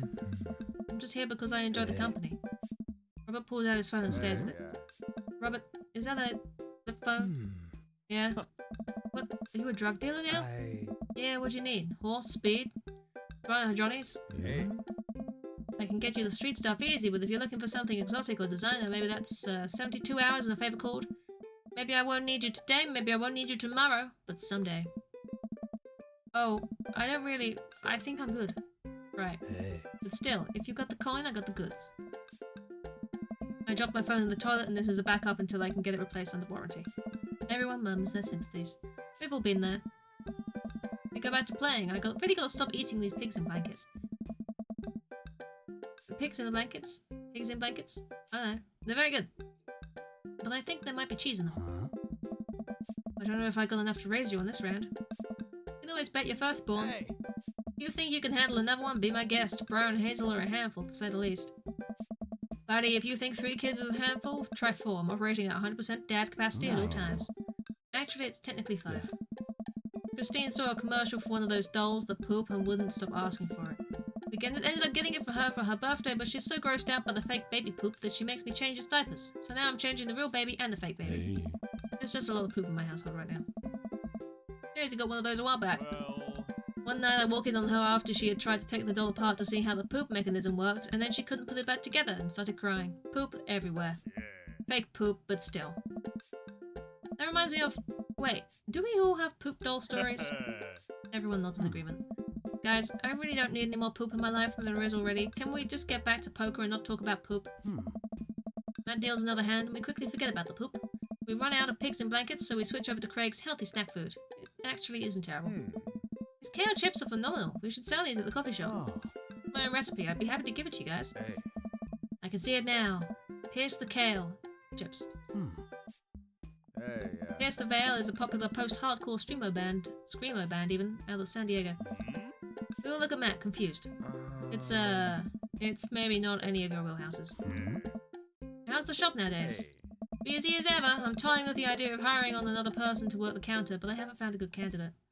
If Amanda's looking for a summer gig, let me know. That's really nice of you, but I think she's been burned too badly by coffee shops before. Literally, not figuratively. Hey. Matt cocks his head to the side. I'll ask her though. We get down to the final hand of the night, and it's Craig in the lead by a landslide. Joseph has long since lost all of his chips and has taken to tidying up, refusing any help from the rest of us. Brian deals in soul cards. So what's it gonna take for Robert to give a damn on this round? Robert looks up from his half-empty glass of whiskey. You really want to unleash the beast? Well, now I'm curious. I got a long history of being a gambling man, but I'll only do it if you make it interesting. None of this penny chip nonsense. I got a Lily's 18-year single blend sitting in my closet right now. I was saving it for when River turns 21, but I'm willing to pull it up as collateral. Now you're talking my language. He throws the keys into his truck on the table. Just seen better days where she can still pull a tree trunk out of the ground. Nope. Myself and everyone else at the table immediately folds. Deal the cards, bry guy. Are you guys sure you wanna... You heard the man. Deal. Brian deals the next round of cards. Craig stares daggers at Robert, who casually sips his whiskey. So I know what you might be thinking. Robert put his old workhorse up for grabs, his only mode of transportation, at times in his life, his only home. How could he be so sure of his abilities in gambling? I'll tell you right now, Craig. I wasn't always like this. I was a lot like you. Smart, talented, cocksure of my own luck. Great biceps. But they didn't last long, though. I lost everything in a game of Pai Gow in the back room of a Shenzhen tea house on what I thought was a 3-day business trip. Everything. Gone. Clothes, money, identification, you name it. I woke up in the ditch near Jiangsu Park and had to make a new life from there. It took me 3 years to beg, borrow, and steal my way back to American soil. And in those 3 years I saw the greatest depths of human fear, loved deeper than I ever had, and lost it all many more times over. I've seen my own death, Craig. I know how I die. It's not like this. So let's make this more interesting. Nice. Robert produces the deed to his house from his jacket and tosses it on the table. All I have and all I am. Are you prepared to go the distance? Craig wipes the sweat from his brow. He studies Robert's face intently, searching for any sort of tell he can find. Robert casually sips on his whiskey again. I fold. Everyone erupts. Fine, fine, the whiskey is yours. And that's why you don't dance with the devil. What was it? Were you bluffing or did you have the cards? That's for me to take to my grave, fellas. Next week, boys. Next week. Oh. You got it. Bro. I'll be there. Sure thing. This has been very relaxing and I sincerely doubt I will wake up in the cold sweat thinking about it tonight. Keep working on that poker face, Sonny. We all say our goodbyes and head our separate ways. Well, that was a time. Welcome. You've got dads. Have I really? Have I got dads? Work our way through. Oh. I navigate to Matt's dad book page and type out the message. Hey man, great getting to see you at the barbecue. We should definitely hang soon. You're free later? You free later? You are free later. Oh, you are. A minute or two later, I hear a ding and see Matt's response. Hey dude, I'd be so down for that. I'm actually catching a show tonight at the Soundgarden. Wanna come out? What's a Soundgarden?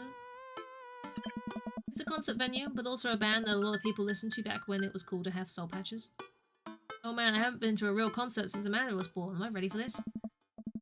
While I'm thinking, another message pops up on the screen.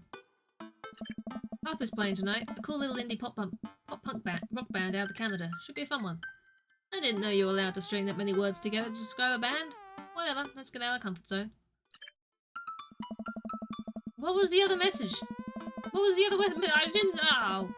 I log off Dadbook and think for a second. Wait, when was the last time I went to a concert? I mentally backtrack decades through memories of denim jean jackets and moral panic of a teenager's turning to the occult.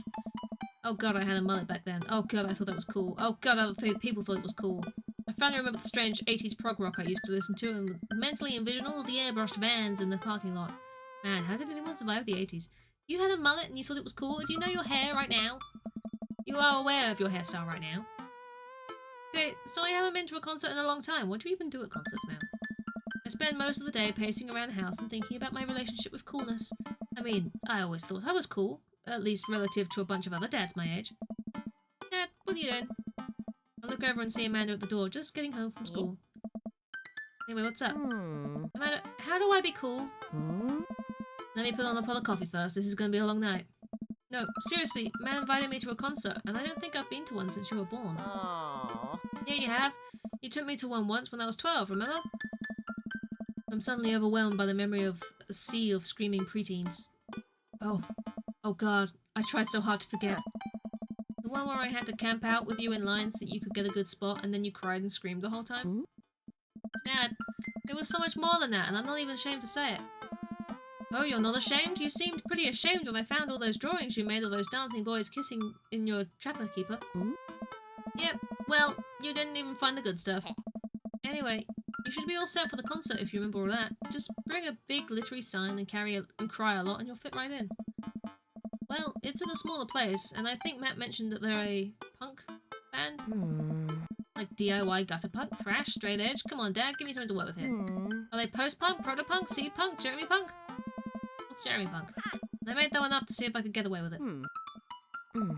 They're not positive hardcore, are they? You said that they're Canadian punk? Oh, yeah, you'll be fine. Does the idea of Canadian punk seem contradictory to you? I don't see friendship and politeness as core tenets of the punk scene. Well, punk is kind of a big genre that might not be as dangerous as you think it is. It became so much more than just countercultural rebellion. What I'm trying to say is, just enjoy the music. That's it. I mean, yeah, it's not like you're gonna jump into the mosh pit or anything. Well, that's comforting. And if a strange dude in the Set Your Goals hoodie offers to buy you merch, don't accept it, and definitely don't go on 3 awful dates with him afterwards where he takes you to a nice restaurant and then forgets his wallet. Literally 3 times in a row. What? Oh. Never mind. Just have a blast tonight. I show up at the coffee spoon at 8, which, in what I hope is concert-appropriate attire, I see Matt out front locking the door to the shop. Hey, you made it! Ready for tonight? It's been a while. Man, I gotta admit, I haven't been to a real concert since Pet Rocks were cool. I have no idea what I'm in for. Did your daughter make you take her to one of those boy band concerts where everyone holds signs and screams and scream cries? Yeah. I got 2 lined up next month. I still can't get the glitter out of my car from the last one. Stay strong. But dude, I get to take you to your first concert in a long time. This is gonna be awesome. Just hang with me, Sonny, and you'll be good. This scene is super supportive. It'll be a blast. Quick question. Shoot. What is scene? That lets out a tiny laugh. Sorry. It's just weird because scene can describe a music scene as it pertains to a community of people who like the same genre, but can also describe a genre of music no one wants to admit they were into. Matt looks off into the middle distance. He says nothing, but I can tell he's thinking never again. That's confusing. You'll get it. The important thing tonight is that you enjoy yourself. Come on, let's head to the show. After waiting in a short line to get in, we finally find ourselves in a small venue with a stage at one end and a bar at the other. Most people here are closer to Amanda's age than mine, and I suddenly feel very out of place. My waning youth is showing. I am suddenly aware of my mortality. When were the good years of my life? Will Amanda still love me as we both grow older? Wait, is C-punk actually a genre? Man, you made it! A younger kid runs up and high-fives Matt. The kid runs off, and Matt turns to me, shuddering. I get nervous when people surprise high-five me. Me too. I'm like a small animal. Loud noises and large groups of people frighten me. Do you also enjoy curling up in a patch of sunlight to take a nap? That's my favorite thing to do. A couple of other people notice Matt's in the crowd and yell hey as well. Matt waves and hugs a couple of people. He seems really in his element here. Matt turns his attention back to me. I'm so afraid of all these people. Oh. Let's go grab a beer. Matt and I line up at the bar in the back, where a couple of the older concert goers hang out. A couple more people notice Matt and tip their drinks at him. Seems like you're a popular guy out here. Ah, yeah, I go to a lot of shows. This is a really cool spot. But it's times like these where I realize I can only be charming and funny for about 5 minutes before I run out of stuff to talk about. And then I become keenly aware of where my hands are. And that there's no comfortable place in your mouth for your tongue to rest. God damn it, where do I put my tongue? See? Well, I've known you for more than 5 minutes and I still think you're charming and funny. Just you wait. We'll grab our drinks. This scene seems really friendly. I don't know why people wouldn't want to admit they listen to it. Let's check out the merch. Matt and I walk over to a small booth in the corner of the room where a crusty-looking teenager guards a selection of shirts and records. He singles me out from across the room and hops up on his chair.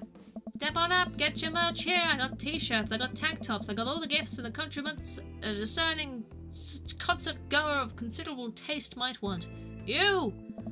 I gestured to myself, my face flushing red. Yes, you! You look like a fella who knows their music. How's about a fine 12-inch long-playing vinyl record made and distributed by Pop, Canada's premier punk rock outfit? Tally-ho, good sir. We'll see here, fine shopkeep. Your enthusiastic salesmanship has aroused my interest and suspicion in equal parts. How can I, a consumer of the finer goods in life, trust your wares to be true of spirit? A fine question from a discerning patron. Okay, Pablo, you can give it the rest. The teen hops off his chair and takes a seat. Your friend looks lost, so I figured I'd give him the old razzle-dazzle. How the hell are you, Matt? Hey! Day by day, man. They do that thing where they high-five but also turn it into a hug. Oh.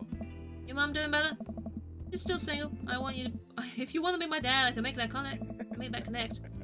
And have to deal with you every single day? Fair enough. Hey, Skip that. That's Sunny. I thought I'd bring out a concert pal. Pablo leads close to Matt. Is Sunny cool? Matt eyes me. I eye him back. He cracks a smile. Hey. Yeah. Pablo brings me in for a bro hug. My dude! I'm not sure what to say, but I give the courtesy 2 pats on the back, as is customary in our society for people you don't know super well but still want to be friendly to. Oh. Pablo's a total card. Kids plays the hell of a bass. Yeah, man. When are we starting our witch house band? Hey. You know I'm out of the game. It's a shame, you know. Vacant Veil would have slayed. I'll slay once you start actually making music. I'll slay once you actually making. I can't read. It'll slay once you start actually making music instead of just printing a bunch of band shirts. We got the sickest logo. While Matt and Pablo talk, I check out the merch. These shirts are really nice. Looks like the opener's coming on. Let's get a spot up close. Hey, Matt and I walk over to the stage where a crowd begins to form. The band walks on stage and pick up a variety of strange instruments. Is that a harpsichord? The lead singer addresses the crowd. He has a mandolin slung behind his back. Why am I struggling again? Ah! Hey, what's up, everybody? We're Jonathan Jones and the Speakeasy Choir. My name's Daniel. Let's start the show. Oh no, these guys. What? Without time to respond, the band starts playing the most cacophonous noise I've ever heard. What is this? Matt doesn't say anything. He just hands me earplugs. Thanks! I put the earplugs in, and whatever the hell is assaulting my ears gets a lot quieter. For a band this bad, they sure do seem to be having fun. I guess that's what really matters. Jesus, did that cellist just break his bow in half? I don't get this. The set seems to go on forever. There's no breaks in the songs, and I think one of the band members' jobs is specifically just to burn poetry on stage. I turn to Matt and try and start a conversation. So you go to a lot of concerts out here, huh? What? Ask again. So you go to a lot of concerts out here, huh? What? Stop it. He can't hear me, so I just stop and try and enjoy the music. Okay, no, this is impossible. How long have they been playing the same song? 10 minutes? 20? A year? Eventually the set ends, but only after the drummer sprains his ankle during his saxophone solo. They promised it was part of the act as he was carried off stage, crying. Matt and I both pull our earplugs out. Man, that was something. I promise Pup is much better. I just have a lot of questions and I know I'll never get the answer to. Oh yeah, he sprains his ankle at every show. They were being real about that. Hey. Let's grab another beer. Matt and I work our way out of the crowd, back to the bar. More and more people file into the concert space as it gets closer to the main act. It's getting kind of crowded in here. We grab our beers and I try and follow Matt back to our spot, but there are so many people that I'm having a hard time keeping up. As I work my way through the throngs of excited concert goers, I realise I've lost Matt entirely. I stop and look around, seeing nothing but the sea of hip 20-somethings. I'm lost. How am I ever going to find Matt here? Where's the exit? Are there even exits? What if I'm trapped in this building forever? Am I going to see my daughter ever again? What if that terrible band gets back on stage? What if... Suddenly a hand reaches out to grab me. It's Matt. Almost lost you, buddy. Oh, I got really nervous for a second there. You and me both, dude. He takes my hand and leads me back towards the stage. I can feel myself blushing a little. We finally settle back into our spot and wait for the band to start. Busy place, huh? Yeah, Pup really brings out a crowd. Do you go to concerts a lot? Oh yeah, it's one of my absolute favourite things in the world. I think it's one thing to listen to music and connect with it, but when you're in a room full of people connecting with the music just in the same way that you are, that's magic. and suddenly have the urge to pee. Curse this tiny bladder. I've never heard it put that way. That's really beautiful. Also, I have to pee. Yeah, sounds great. Hurry up, man. They're about to go on.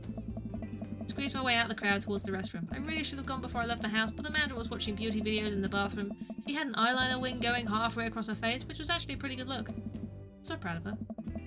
I make it to the restroom finally, but it's one of those single-person restrooms with a line forming outside of it. As soon as I finish my business, the band starts. Crap. The people that were initially milling around in the venue all crowd up against the stage as Pup plays their first song. How am I ever gonna find Matt now? Oh my god. Everyone's rushing to the main stage to watch Pup play. I'm sure Matt will be up there too. I gotta get there without being trampled by all these rowdy youths. Avoid those youths! Oh god. Go, go, go, go. Keep going, keep going. Keep going. This is the part of the game where you should have been hearing a licensed tune. I see. We worked really hard to lock it down for you. We even got permission to whitelist the song for YouTube and Twitch. But their systems are seriously broken. Ah, what a bitch.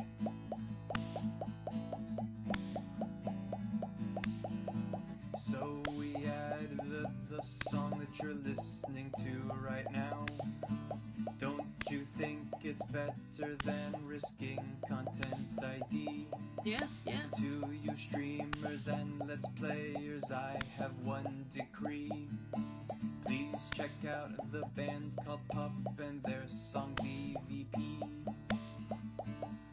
DVP. At the front.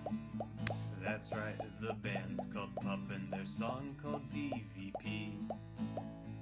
The song is great and the video is tight, yes, take it from me. It's like footage of NES and SNES games with the lyrics added into them. It's really cool, but it's kind of hard to explain right now, but you'll get it, I promise. You should really go check it out. It's a really good video. Sounds it. You know, sounds it. Yeah. So we added the song that you're listening to right now. Don't you think it's better than risking content ID? To you streamers and let's players, I have one decree. Please check out the band called Pup and their song DVP. DVP. Survive the crowd. But really, Hop, hop. content ID demands a Learn about how serious going to get hurts as you get over. Basically. But is this the time or place to talk I'm able to work my way through the crowd to where Matt originally was, but he's nowhere to be found. Shoot, well I guess I should keep looking. I'm bumped into from behind and I find myself in the middle of a bunch of youths running around in a circle to the music. I'm in the pit. What a mess. How do I get out the pit? Out of nowhere, a youth shoulders himself into me and keeps moving in a circle. Hey! I guess I'm moving in the circle now. I frantically search for a way out, but all I can see is an ocean of youths rhythmically slamming into each other. Another youth slams into me and I lose my balance. I'm about to topple over. This is it. This is how I die, trampled under the boots of the counterculture. Someone grabs my hand, someone familiar. I look up and see Matt. He pulls me back up to my feet. Wow, dude! Oh, look at the eggplants. Matt throws his arm around me and we jump back into the circle, bashing into youths left and right as Pup plays a killer solo. I didn't know you messed with the pit. Me neither. Can't believe this. I'm having fun. I'm a little male. I didn't stretch before physical activity, but I'm having fun. The song ends and the pit finally dissipates. Everyone cheers on Pup. Maybe I only got enough pit energy for one song. Alright man, let's retreat. We'll show these kids how it's done another day. We work our way back to a more comfortable spot in the crowd and enjoy the rest of the show from a safe distance. Pup put on an amazing set and basically had to beg themselves off the stage after their encore. With the concert over, the crowd starts making their way to the exit. Hey, I'll meet you outside. Gotta say bye to a couple people. I hang outside of the venue until Matt finally shows up. Hey man, thanks for waiting. I got you a present. Matt hands me the t-shirt I was looking at earlier. Whoa, thanks man! Hey. I saw you eyeballing it back at the merch booth. Hey.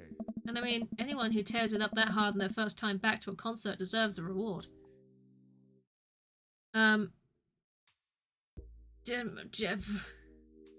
my gosh. Oh no, what do I say? What's more chaotic than anything else I could possibly say? I don't know.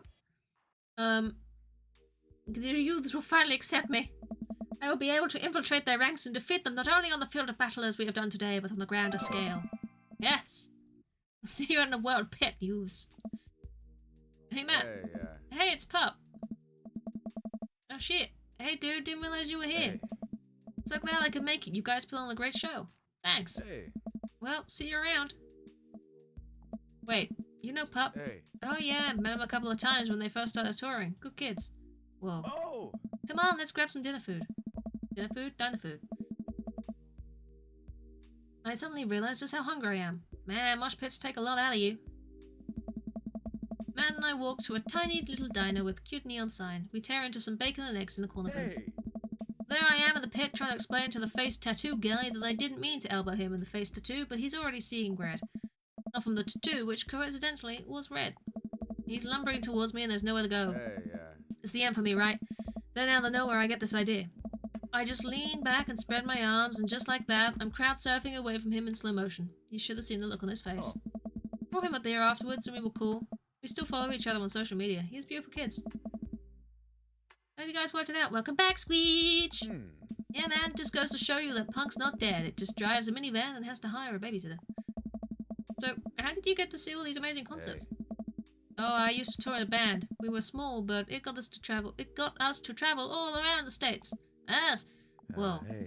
yeah, I mean, we were poor and had to scrape a lot together to just survive, but I wouldn't trade those experiences for anything. But yeah, that's how I knew a bunch of the people at the show. Music like this builds an amazing community, especially in a town like this. Just a lot of positive energy and good vibes. I got that feeling. Plenty of friendly people, especially that Pablo kid. Oh man, everyone loves Pablo. His mum's been raising him on her own, and you can't tell that it's been tough on both of them. I know he looks up to me, so I try and help him out whenever I can. It's really nice of you. Thanks. As single parents just really have to look out for each other. How's Carmencita? She says she wants to learn the drums. Oh boy. It'd be loud. I'll need to take a lot of aspirin. But I'll manage. Can't really blame her. Suddenly grew very grateful that all my daughter's hobbies are just super quiet. Photography, collaging, whatever that is she does on the internet. Thanks, Amanda. I'm trying to be supportive of Carmencita's rebellious phase, but I guess that kind of defeats the purpose of it, doesn't it? I think it would be good daddy-daughter activity to find something to rebel against together. Like what?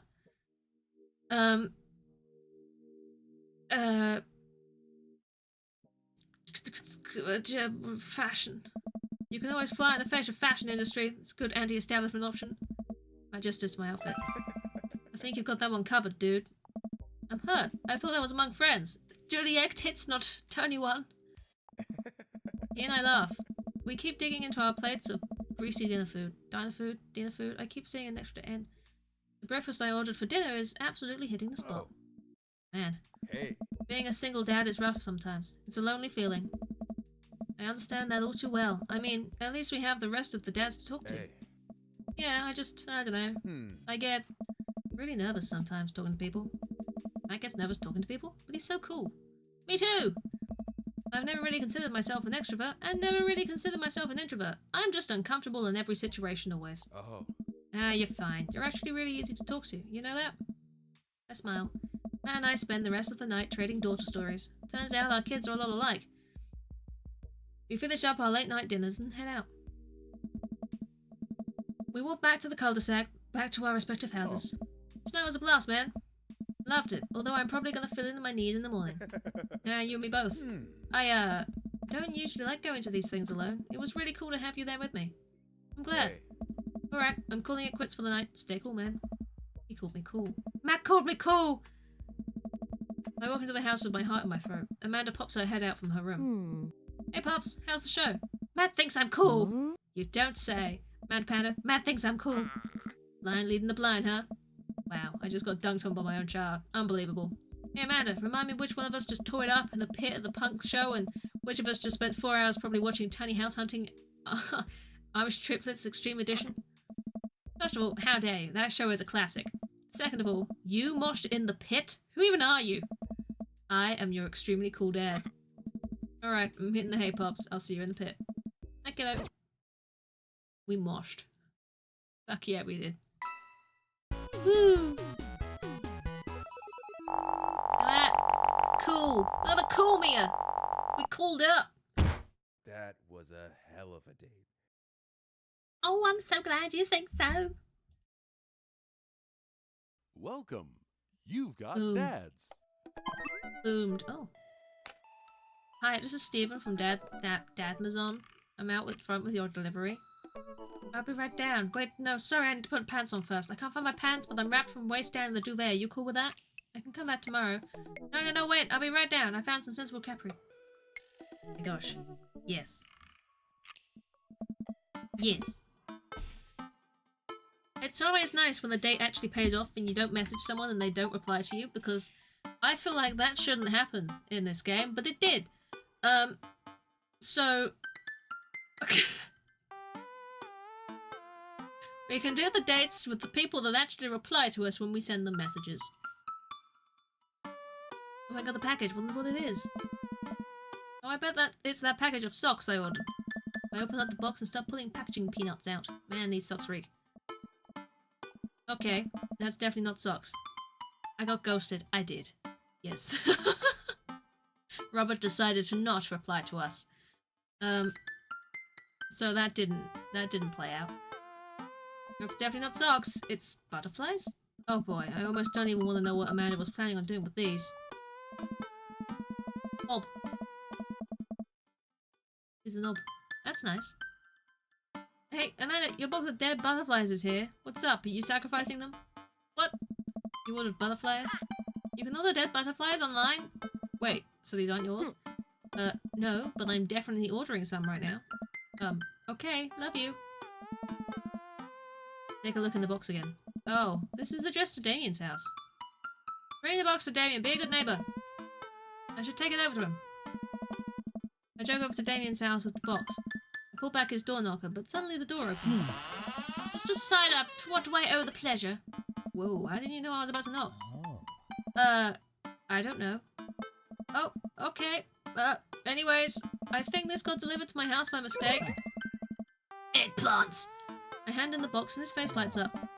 What a wonderful surprise! I was just about to send a strongly worded letter to the courier service about this. Many thanks. Not to pry, but what are you going to do with those butterflies? Would you like to see? Alarm bells ring in my head. This is how you die, sunny side up.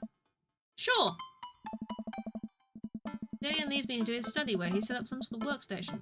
Above his desk is a wall of pinned butterflies, moths, and beetles. Oh, wow, that's really something, Damien. I'm quite proud of my little collection. You do all this yourself? We've seen this before. Of course, I find it rather relaxing. How do you... It's simple. Here, let me show you. These aren't quite ready yet. They'll need to be rehydrated overnight so they're easier to work with. I have some over here that are ready to pin.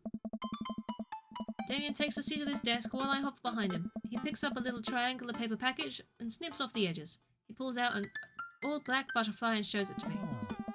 I'm rather excited about this one. It's a turquoise swallowtail. He gently opens the wings, spreading the butterfly out on the table. The backs of the wings are a gorgeous iridescent green colour. Oh, and the pigment on this one is so nice too. Anyways, pinning a butterfly is actually very simple. It just requires a delicate touch. First, I'll put a pin through the thorax. Damien slides a pin through the middle of the butterfly and places the butterfly on a piece of styrofoam. He carefully arranges the antennae with forceps and begins placing paper and more pins all around it. He does this so effortlessly, it's almost hypnotic. I have a frame here that I think would look quite pretty in, but I'll need to let it sit for a couple of days until it's ready. And then what? I remove all of the pins and put it on display with the others. I take a closer look at Damien's collection. One with bright blue wings keeps drawing my eye. This one's so pretty. Damien takes it off the wall. Ah, yes, that's a blue morpho, one of my favourites too. He hands the small frame to me. Here, I think this would look lovely in your home. Oh, I couldn't take this. I insist, believe me, I have more than enough. Thank you. If you ever have an interest in pinning some insects yourself, you know where to find me. Haha, I think I'll leave that to you. I feel like I'd probably break them in half with my butterfingers. Nonsense, you have beautiful steady hands. You would make a fine taxidermist. I'm blushing. Damien walks me to the door and gives me a warm smile as I leave. You take care of yourself, Sonny. Thanks for allowing me to share my odd little hobby with you. Anytime, Damien, anytime. Welcome. You've got dads. I believe this means the only first date we haven't done is with Craig. So I think he's our next one. I'm just double checking. Obviously the one with Robert didn't go very well because he never actually responded, but it's fine. Yes, Craig it is. Sunny, beautiful hands side up, right? This reminds me of something. Tingly Fingers, was it? I don't remember. I don't know what that was from. Or more than I'm remembering, but I remember something along those lines. But the same kind of joke. I wonder what Craig's up to today. I navigate to Craig's Dadbot page and type out the message. Hey bro, or should I say neighbor, let's catch up like old times. A couple of moments pass before I hear a ding on the computer. It's a message from Craig. That was quick. Bro, my man, let's definitely hang soon. Might be a little different from our old weekend long benders, but still, it'll be fun. I think for a moment. This could be a fun opportunity to see my old buddy in his new element. We exchange a couple more method letters, and he logs off to prepare for the game. The game! I should see if Amanda wants to join me. I walk over to Amanda's room and knock on the door. Yo, Amanda Panda! I open the door and find Amanda sitting cross-legged on the floor, surrounded by magazines and newspaper clippings. She seems to be making some sort of art piece. What you working on? Just a collage for class. We're supposed to make a piece that represents our goals for the future. Take a closer look at her collage. There's a lot of dogs. It's mostly dogs, yeah. Did you need something? Craig invited us to a softball game a while ago. Remember that one time you signed me up for softball and you brought me all the gear and then you took me for the first game and then someone hit a ball towards me and I just ran off the field crying? And then you hid in the dugout and would scream if I tried to pick you up? Yes. I was afraid of baseballs. I thought you were a gigantic, sentient softball. So does that mean you don't want to go? Amanda gets up and looks me dead in the eye, determined. I'm finally ready to face my fears head on. Let's do this. Damn straight. Amanda and I make the short drive out to the local softball field. I can spell. Spell? No, I can't. I can't speak. I can't word. I can't. No, maybe not spelling either. That's not what I meant to say, but here we are. For a kid's softball game, it's pretty packed. We clamber up the bleachers and take our seats on the top row. I don't see Craig anywhere. So when did the kids start crying and running off of the field? You know that your relationship with softball is different from everyone else's relationship with softball, right? Okay, but if I don't see some kids cry, I'm going to be pretty disappointed. For nostalgia purposes, of course, not because I take joy out of children fighting for my amusement. Definitely not that. The game starts as the kids run out onto the field. I see Craig by the dugout with a clipboard. He has River strapped to his chest as per usual. There's a guy in a pancake costume doing jumping jacks across the field. I guess that's the mascot. Reading the kids' brightly coloured jerseys, I see that it's the Maple Bay Flapjacks against the Pinewood Ocelots. Go Flapjacks? Oh, man. Chuck up on the bed, Miranda. Yeah, Miranda, square up! How much do you know about softball? Enough to know that the balls are relatively hard despite their name. But yelling is fun. Yeah. Give it a shot. It's cathartic. What are you willing to sacrifice to win? Leave it all out in the field, Miranda. If you want this, you're gonna have to bleed for it. Who am I to assume to be Miranda's father? Who I assume to be Miranda's father gives me a dirty look. I shoot it back at him. That attitude isn't gonna bring Miranda to D1. Dad, please don't fight any other dads while we're out here. We watch a couple of innings of softball. They aren't ready for the major leagues yet, but Craig's trained his team pretty well. It seems like he's really good with kids. Ex-Dan Craig is good with children. Whoa. It's amazing how hard they're hitting the ball and how no one has run off the field crying yet. Amanda, dear, you have to let it go. Let what go? I'm perfectly fine. The opposing team is up at bat. They hit a fly ball out into the center field. The tiny little girl tries to get under the ball, but misses her glove and hits her straight in the forehead. What? See, it's a completely justifiable fear. The girl plops down on the grass and starts crying. Craig makes a beeline to her, checking her forehead and comforting her until her parents arrive. He carries her off the field as she sobs. Man, it's strange to think about how this was the guy who once backflipped off of a roof and into a pool while shotgunning a beer. He's so responsible now. The game resumes after the girl calms down a bit and we watch a couple more innings. Craig's team is crushing the other team in the 9th inning. The Ocelots seem to have given up by this point. I see one outfielder eating fistfuls of grass. A batter on the other team knocks a foul ball into the stands. I follow the trajectory and... oh no, it's coming right for me. Oh no. Oh no. I close my eyes and brace for impact. I open my eyes and look over to see Amanda holding the softball, staring at it in amazement. I caught the ball. You saved me. I caught the ball, Dad. I caught the ball. You did it, Amanda. I faced my fears. I defeated the softball. I can do anything. Amanda and I share a big hug. It's a tender moment that I don't think anyone else watching really understood. Proud of you, kiddo. The game ends and Craig's team are declared the victors. We sit patiently as the girls line up to shake hands. Oh. Great job, everyone. We walk over to the dugout to congratulate Craig, who's talking with some of the parents. Craig, great work, man. Oh. Thanks, we've been working hard all season. It's great to see it paying off. I'm so proud of my girls. Speaking of which, have you met Briar and Hazel? We came over for a tea. Duh. Hello. Hey, killer plane out there. Yeah, you guys rule. Thank you. You guys are twins, huh? So which one of you is the evil one? Hazel. Yeah, it's me. Ah. Good looking out. Huh. You guys ever pretend to beat each other? I don't have a twin, but I think if I did, I'd be doing that constantly. Yeah, I take all of the math tests. And I usually throw rocks at stuff, and when people get mad, I tell them I'm Briar. What? Hmm? We will talk about this later. Hmm. Sonny, bro, I just got a couple more things to clean up, and then we can hang. Sounds good. Just then, one of the mums jumps into the conversation. Not so fast, we have to celebrate our win, Craig! We're taking the whole team to get pizza. Oh, man. Oh, I don't know if I can. Nonsense, the girls won! What sort of celebration could we have without our fearless leader? She lays her hand on top of his shoulder and gives him Google eyes. Man, this mum is laying it on thick. Amanda and I share a look. Alright, is it cool if my bro comes along? The mum looks slightly put out, but covers it up with a smile. Of course! Where are we going? Thirsty's Pizza? What? Huh. What? It's a real place. Yeah, but it is. I mean, it is. Like, you know. It is actually called Thirsty's Pizza, you know. It's fine. And then the stream of girls clad in softball gear pile out of a minivan and into the local pizza buffet, which is actually called Thirsty's Pizza. Amanda and I trail behind them with Craig. Reminds me of all the awful pizza we put into our bodies back in the day. Remember how we used to just fold whole pies in half and then put taco fillings inside? Ah, pizzacos. I'll never forget. Did I say pies? How would you fold a pie in half? I said pies, didn't I?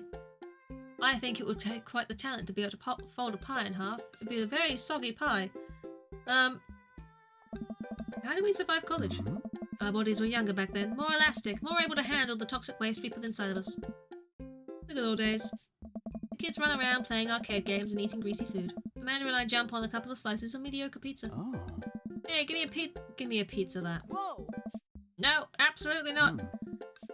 I'm just kidding. I'm strictly eating salad here. Thanks for addressing the issue, Amanda. Dad. A different mum walks up to us, talking to Craig as if we weren't even there. Craig, thank you so much for looking after our kids. My daughter tells me every day about how great you are. Oh, I'm happy to look after them. Definitely helps that I have kids of my own.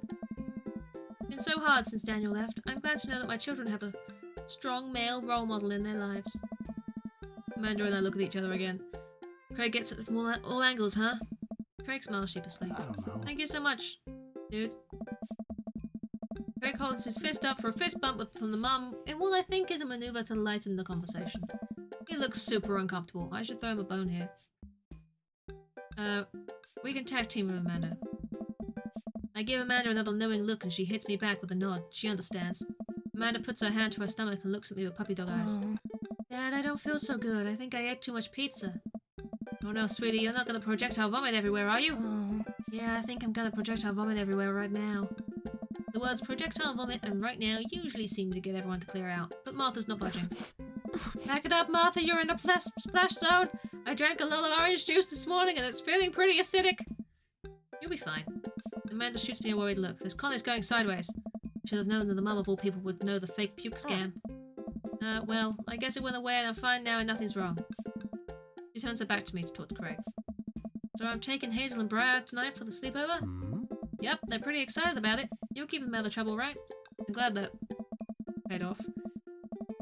Oh, of course. But I could always use help watching after everyone tonight if you're not doing anything. Wow, this lady's really going for the gold. Ha, it'll actually be nice to have a night to myself and River, but thanks for the invite. Martha, you might want to grab your child. She's stuffing pizza into a coin slot. Martha angrily turns her attention towards her daughter. Tiffany! Tiffany! Not another arcade machine, I swear, if we have to buy it! Martha stalks off towards her kid. He seems nice. Yeah, the team is one big, weird family. Takes all sorts, right? Tiffany, don't eat the tokens! Tiffany! Oh. Tiffany's a stellar hitter. Phew, I finally think I have time to talk to Craig now. And you're a busy guy, huh? Only on days like today, I hope. Dad! Hey, girls. Dad, can you help us beat our record on DDR? We told Ariana's dad that you could destroy him on the dance mat. Please help. Oh, man. Gosh, you know I don't have my jukes anymore. But Dad... Craig looks at me like a hurt puppy. Oh. Sorry, dudes. Duty calls. I promise we'll catch up in a bit. It's all good, buddy. Craig runs off with his daughters, and I'm left alone with mine. Man, I was really hoping to hang out with Craig more today, but it seems like he's getting dragged in every direction. He definitely wasn't like this in college. I feel like we might be a third wheel here. There's worse places than an arcade to be left to your own devices. You're right, want to drop some coin on pinball? You know it. Amanda and I pull up to a machine that is feeling pretty hot and we get to work. I'm a little rusty, but the pinball wizard within me will never die. I pull out a decent score and then challenge Amanda to top mine. And immediately she gets a multiple. Looks like she takes after her father. You're pretty good. Dad. Don't patronize me. Hey, I'm just trying to play a Amanda shushes me. She's in her zen zone. She fights valiantly, racking up points by the millions. She's this close to beating my score, but I feel honored just being able to watch. We're friends with Craig, right? Janet from earlier walks up and leans on the pinball machine. Yeah, we went to college together. Please don't lean on my thing. Oh, that's so interesting. So do you know if he's, like, available? Oh, honestly, I don't know if I could say. Seriously, you're gonna make it tilt. Because it seems like so much work to watch after his kids. Don't you think it'd be great if he... Lady, I swear to God. All of a sudden, a buzzer sounds and the game is over. Janet made the pinball machine tilt. You stone harpy. What? I said I have to go over there now and put pizza in my mouth, so don't say anything that will hurt your feelings. Amanda. Whoa. Bro, what happened there? What's going on? Now's our chance. If we don't get out of here now, we're stuck for the rest of the night. I wrangle Amanda and say some quick goodbyes with Craig. We head out of the pizza place, finally. Amanda promises that she'll keep the couch warm for me and heads home. Hope you don't mind me bringing you back here, bro. Not at all, dude. It's good fun to get you all to myself for a second. River burps. Well, almost all to myself. Hold up.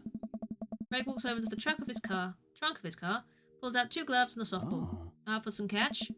This might be less catch and more you throwing the ball and me running after it, but sure.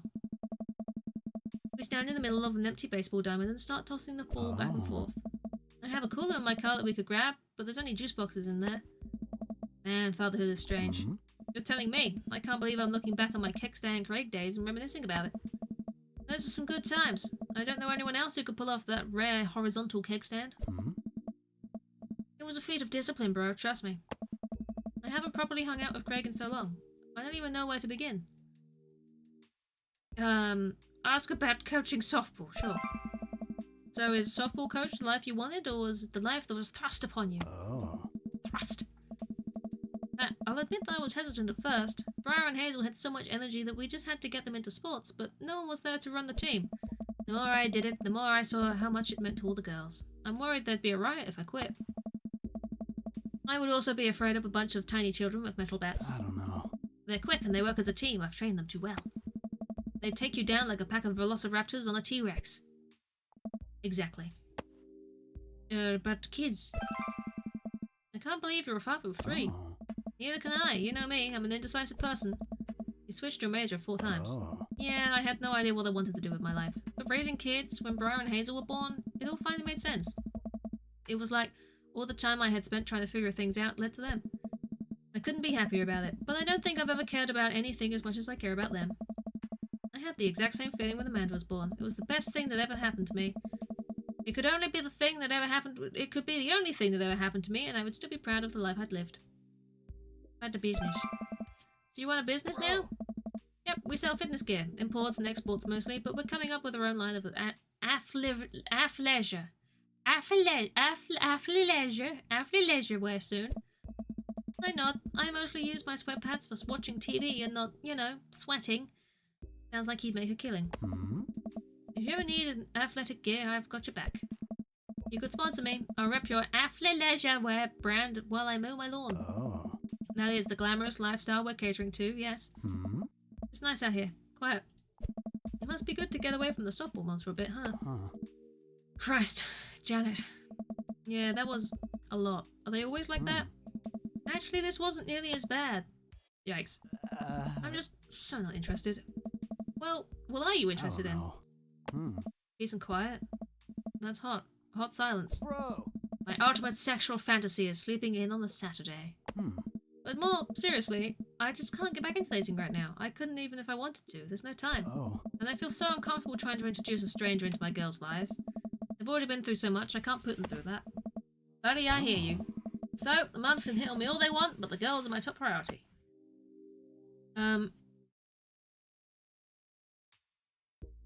Hit softballs, don't get hit on by mums. A wise man once said that. I'm quoting myself. Copyright. Thanks, dude. While I'm distracted, I miss the softball and it hits me right on the head. Wow, that hurts. Amanda was right all along. Nice. Sorry, dude. Craig runs over to me. Are you okay? Yeah, I'm fine. Wait, let me do the dad thing for a second. Craig spends a moment examining my head. It's worse than I thought. Don't tell me you have to kiss it to make it better. You would be so lucky. I mean, I feel like I've earned it at this point, waiting all day to hang out with you. Well, Craig leans in and kisses my forehead. Oh, I got the aubergines! Oh. Walk it off, champ. Hey! Are the lights on this softball field really hot, or is that just me? I get up and dust myself off. River yawns. Hey, little buddy, you must be getting tired, huh? I hate to say it, but I should probably head out. Sorry things are so... You get older and life just kind of gets in the way, huh? Unimpressed the child is. It's like, no. I care not for your cute antics. We start walking back to the parking lot. Hey, remember that one house party we went to that got broken up by a helicopter? Dude. How can I forget? You and me hopped over a concrete wall to get away.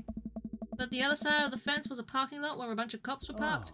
Oh man, yeah, could you imagine the look on their faces? We just walked straight past them, like we were out for a stroll. And not knowing that we were at the party, they started joking with us about how big of a bust it was. We had to talk with them for 30 minutes. You told them you were interested in joining the academy. Nice. And then they started giving me pointers for the exam. Longest 30 minutes of my life. Man, college. Good old days, right? We get back to our cars. Craig pulls me into a hug, or at least as much as we can manage with a baby between us. Never enough time, huh? Guess not. Let me make it up to you. Let's hang soon, yeah? I'd like that. Woo! I yawn as I walk through the door, spotting Amanda hunched over her collage, glue stick in hand. Phone in the midnight Figure I might do something productive between episodes of Shark Hunter lip sync battles. Do the sharks lip sync or do the shark hunters lip sync? Yes. I look over her shoulder at the collage. Amanda, this is some good art. Look at this good art you made. Thanks, I'm just about done. Like before, still all the dogs. In one corner is a giant pile of cash, in the other it's... Amanda, is that me? Yep, the whole thing is about my goals for the future, and those are basically just to sit on a giant pile of money with my 20 dogs, and also have a strong and mutually supportive relationship with my father into adulthood. Oh, now you've done it. Get ready to watch your dad cry. Here it comes. It's happening. Aw, Dad. You did this with your good art. She pats me on the back. Hey, how was your hang with Craig? I wipe a tear from my eye. It was good. That Craig guy sure is busy. Yeah, dude. Softball life isn't for critters. Also, I'm very proud of you for facing your fears today. How does it feel? I'm on top of the world, Pops. I should start facing my fears more often. Oh yeah? How about tomorrow we hit some empty parking lots and practice, dare I say, parallel parking?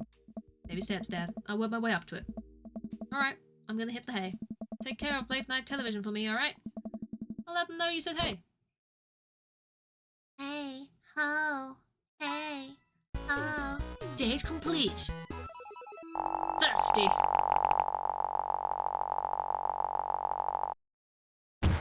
Wow. S-rank, look at that. That was an amazing date. And it was all a baby. It's a high baby score. This S-rank was all powered by baby. Wow. Welcome. Amazing. You've We're got now dads. on to second date territory. How exciting is that? Sonny, listen. This is you from the past. Whoa, how'd this happen? I figure you're trying to reply to this because I know myself, but this is an automated message from you earlier this morning when it was socially unacceptable to go out and buy ice cream. I forgot I did that. I forgot how I did that as well. The future is amazing. Listen, life is short, and ice cream should always be acceptable, but unfortunately, this isn't the society we live in. And it's less the society we live in and more me projecting my own anxiety about being judged onto others. But, you know what I mean. By the time you're reading this, it is a certain time of day in which nobody will bat an eye at you for going out and buying ice cream. You know what to do. Be good, me. Buy that ice cream. Yay! You know what? I have earned a treat. On the way home, I decided to stop off and grab some ice cream, which I fully plan to eat directly from the tub. Ice cream time! I spend a lot of time trying to figure out what type of ice cream I'd like to eat directly from the tub. Rocky Road, pistachio. Oh, Amanda's probably gonna want some too. Better get 2 tubs. She loves cookie dough ice cream, right? Hey, mister! Turn around to see Ernest, leaning up against the wall of the convenience store. Ernest? You're cool, right? I'm so cool. I'm shocked you even have to ask, Dude Meister. Oh my god, I asked the wrong person. Could you just help me out? Can I help you out? There's no fire involved, is there? Just clouds. So if I give you $20, will you buy me e-liquid? What's e-liquid? It's like, Gatorade, you know, electrolyte liquid. I'd get it myself, but I'm banned from here for trying to run a grift on the cashier. The classic fiddle game, you know the deal. Oh, if you're talking about balanced electrolytes, then I got you, little buddy. I didn't know you played the fiddle. Just ask the clerk for blue... Cran Raz Apple? Cran Raz Apple? Vortex? You'll know what it is. I pick up a tub of pistachio ice cream for myself and the tub of cookie dough for Amanda. I search around for some blue Crazen Void Starer, but I can't seem to find any. I turn to the cashier. Say, where's your finest e-liquid? Behind the counter, you got an ID? First of all, my daughter is older than you. Second of all, I'm flattered. I switched shampoo recently. Is that taking some years off? Look, you need to be 21 to buy vape juice. Your hair doesn't look a day over 20. Wait a minute. Are you just trying to butter me up to get me to buy more ice cream because it's working? I glance outside and spot Ernest staring at me. Double, wait a minute. You're telling me that e-liquid is not a sports drink? It's for vaping. Ernest is watching us intently through the window. I better go give the kid a piece of my mind. I see. Okay, look, I'm gonna pretend that you didn't try to trick me into buying you the old Baphomet's cough syrup and then go inside here to purchase my ice cream. I won't tell your dad if you promise to scram. And stop vaping. You'll get popcorn lung. What if I give you $25? Go home, Ernest. As I'm walking back inside, Ernest calls after me. You can get popcorn lung from microwave popcorn, you know. I no longer trust this child, but the mere notion strikes fear into my heart. I go back inside to complete my purchase with the good cashier. Thank you, kind sir, for your time and generous hair compliments. You got it, bub. I glance out the window to see Ernest still outside. Looks like he's talking to some other poor sap. Guess I should go outside and save this other guy some grief. Wait a second, that's definitely a cop. Oh boy. I grab my tubs of ice cream and bolt outside. Ernest is already face down on the hood of a squad car. Ernest, did you seriously just try to get a cop to buy you e-liquid? You know this kid? I'm friends with his dad. We live in the same cul-de-sac. I know his dad. Listen, he's a good kid and I'm this boy's father. I turn around to see Robert walking up the street towards the convenience store. Ernest, what are you doing? I want a lawyer. First of all, good first instinct. Remember that you are not required to answer any questions from a police officer without a lawyer present. You're this boy's father? Yes, sir. Ernest likes to lash out at me like this ever since the accident. Oh, I don't like talking about it. That's fine. Robert gets a wistful twinkle in his eye. It all started 7 summers ago. My hair was long then. Nu metal was still in style. Ernest and I were down in Florida swamplands, scavenging for... So, I can leave you to take it from here. Sounds good, thanks. Ernest, come along now. You'll be cleaning grout out from the rain gutter for a week thanks to this transgression. The police officer gets in his car and drives off. I'm stunned by how cool Robert was just there. Thanks. I want to say... Richard? Ouch. Don't mention it, Hemingway. Got in trouble plenty of times in my life, just trying to do my good deed for the day. Will you buy me e-liquid if I give you $20? Child, I will end you! Hey, Sonny, will you work on Ernest home with me? Sure. Bold of you to ask me to do that, sir, when you ignored my DM. Ernest runs ahead, presumably so he won't be seen with us, which is a thing I think kids do. But the ice cream, it will melt. The ice cream, it will melt. Just pretend this is like in December. It's really, really cold out. Ice cream over Robert. Yeah. Not in a sexy way. He reminds me a lot of myself when I was his age. Well, maybe I wasn't as dumb. Seems like he tortures his dad. Seems like he tortures just about everybody. He even stole your wallet. What? No, he did. I pat my back pocket. I pat the rest of my pockets. Surely the sexy rate would be ice cream and Robert. But I meant, would I over the smear it? And no. He stole my wallet. Why are you doing this to yourself? What? Huh. Robert points at my tubs of ice cream. We're not going there. Stop it. One of them's for Amanda. Oh. I have no qualms with the quantity of ice cream you've purchased. It's a perfectly respectable amount of ice cream. It's the quality I'm talking about. You work hard, Sonny. You're a good dad. Don't you think you deserve top shelf ice cream? But these were on sale. Huh. You gotta treat yourself, go big or go home. Real vanilla bean, real pistachio. You deserve it. Oh. We arrive at the cul-de-sac and Ernest runs into his house. That boy is the reason we don't have prizes in cereal anymore. Oh. Catch you around, Sonny. Robert tosses me my wallet. I catch it with a surprised look on my face. I stole it back. Keep it in your front pocket or use a chain like back in your scar days. I'll see you later. See you, Robert. I go back inside my home, ready to spend the rest of the night with 2 tubs of ice cream and also Amanda. I do deserve it! You do! We all deserve it! You've got dads. You've got dads. I'm tempted to try Robert again just because he stood me up the first time, you know? Just see if it happens again. Because I still get to do a second date with everybody before I have to actually pick someone. So, you know. Let's see if he stands us up again, shall we? Probably. Maybe he'll reply if you say sup, dickhead. I really enjoyed the night I spent with Robert, but he's been dodging me ever since. I really want to see him again. I've tried messaging him a few times, and Dadbook says he hasn't read them. I haven't even seen him come out of his house, actually. I decided to send him one last message, figuring this will produce the same result. Hey man, don't know where you've been, but we should grab a drink soon. I walk away from my computer, because at this point I know he's not messaging me back anytime soon. I linger in the kitchen. I'm all caught up on work, the house is relatively clean. Maybe I should do something nice for Amanda.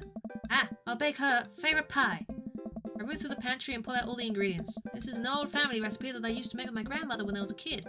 I lost the actual recipe card a long time ago, but I think I'll be able to remember how to bake it. I start mixing the ingredients together for the crust until I get a nice dough. I throw some cherries into a saucepan to make the filling. Normally I don't like to multitask in the kitchen, but this cherry pie has a piece of cake. Pie? It's a piece of pie. I'm making a pie. Ah man, I can never remember what temperature I was supposed to set the oven at. I'm pretty sure it's 375, but I could be wrong. Who am I kidding? I'm never wrong when it comes to this pie. My special twist on my grandma's recipe includes a secret ingredient that not even Amanda knows about. It really makes the cherries extra flavorful. Flavorful. God, why can't I remember what the secret ingredient is? What's the secret ingredient? Oh god! What would you put in a cherry pie? More cherries? Secret ingredient to a cherry pie is more cherries. Almond extract? Do you want to put some almond with your cherries? We can put some almond in. Sure, not just more cherries. I don't think more cherries would work, right? Oh, it's almond extract. Duh. Oops! I accidentally poured a little too much in. Way too much in. I'm sure it's fine. Baking is an art, and some of the most beautiful art is made from mistakes. Cherry liquor, but it's not an option. Alas. Can't put alcohol in everything, Squidge. But you can. But you shouldn't. But no, you should. I finally get the pie in the oven. How long am I supposed to leave it in there? 50 minutes? Ah, I'll just wing it. Amanda's gonna be so excited. That kid loves a good pie. Oh dear. But boozy pie! Order pie. Order booze. I have a seat at the kitchen table and do word jumbles until Amanda comes home. I can hear the door slam open. Yo, Pops! It smells like pie in here. It's pie, sweetie. Amanda darts over to the oven and looks inside. Yes! Hey, it's not done. Be patient. What's your angle here? What? Pies are an objective-based confection. What are you trying to get out of me? Amanda, I have terrible news for you. I'm actually a pro skateboarder, an aspiring astronaut, and bank robber. The lifestyle has called me back, and if I must go, one lost job, you know how it is. This pie was the only way I knew how to tell you. Well, I appreciated the years we spent together, but a trade-up is a trade-up. Remember me when you're kicking your feet up in a bit. I can't speak. Thanks for the pie. We share a cordial handshake. It sounds like a terrible pet name. What, Boozy Pie? Oh, boozy pie, I get it. I get it. This just leads us back to the soggy pumpkin days. We wait a few more minutes before taking the pie out of the oven. I set it on the rack to cool and guard it so Amanda doesn't dig into it before it's ready. Huh. What? It look kind of weird to you? Oh, that's just me taking artistic license on what cherry pie means to me emotionally. I'm just saying this because, you know, it seems like you might have baked this pie incorrectly. And you're currently, right now, trying to pass it off as a good thing. It's art, sweetie. Was it art when you accidentally baked a whole uncracked egg into the center of my 12th birthday cake? Soggy pumpkin a better pet name than boozy pie? I mean... I think they're both valid in their own way. I think boozy pie has a story behind it, you know? It's like it's like you're calling your other half like sweetie pie, but because they had some sort of incident with booze in their history, you know? It's like an in-joke and you call them boozy pie, and that's great. Soggy pumpkin just... I don't know. Is it what you would call the pregnant woman if she fell in the ocean? I don't know. But they both give me very different mental images. I don't know. I don't know. Don't ask me. Well, was it art when you tried to make brownies and accidentally created chlorine gas? Well, that was a bit of an exaggeration. Enjoying the reasoning here. I mean, I don't know. Was it art when you... Just eat the pie, Panda. I cut us a few slices and we sit down to eat. The cherry filling oozes out of the sides and the buttery crust glistens. I watch as Amanda takes a bite. Ugh. What's wrong? Is it not good? Amanda winces and fans her mouth. No, I just burned the heck out of the roof of my mouth. The pie is amazing. Sorry for doubting you. I breathe a sigh of relief and take a bite. She's right. The pie is pretty incredible, as it always is. I'm really proud of you for making a pie without burning the new house down. I got a few dad tricks up my dad's sleeve. Maybe fathers aren't as bumbling and stupid as the media make us out to be. Maybe we as a society should have a little more respect for fathers as a whole. Dad, your sleeve is on fire. I run to the sink and put myself out. Pride would be my undoing. Amanda and I clean up the kitchen and play a little more living room. How did this sleeve catch on fire? He was using an oven. And play a little more living room hoops before she retreats to her room to do homework. I go back to my word jumbles. Hey, this one smells cat. The rest of the evening trickles by. We eat dinner, I help Amanda with one of her scholarship applications, and we both start getting ready for bed. I decide to check the dad book one last time before I climb to bed. Still nothing from Robert. Huh, hope he's okay. Turn out the lights and lie down.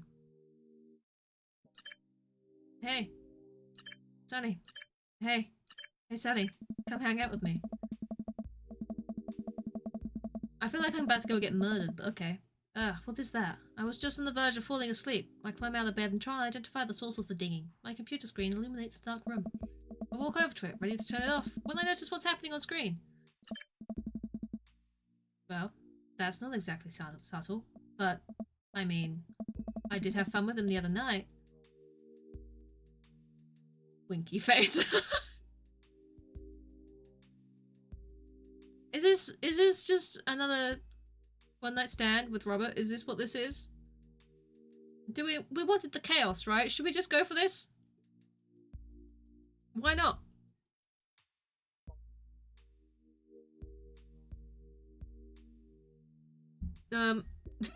Booty call. I mean, I think it is, isn't it? I've been right over. You gonna kick me out this time? Maybe. Hurry up. God damn it. I reluctantly throw on the jacket and head outside. When I get to Robert's place, the door is already unlocked. As much as I feel like hooking up with Robert again is maybe not the best idea. That's a problem for tomorrow, Sonny. Hi. Hey. Hey.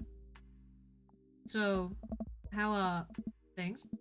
Robert stares at me. Hey. I know you're not here for small talk. I shrug. Yeah, you got me. Robert closes the gap between us and whispers a series of increasingly filthy things in my ear as he backs me into his room. I start to think maybe this was a good idea after all. I don't know how any of the other dads are going to feel about this, but sure. We're not currently dating anyone, are we? So... Hey. Robert nudges me away. Hi. Oh, hey. You kicking me out?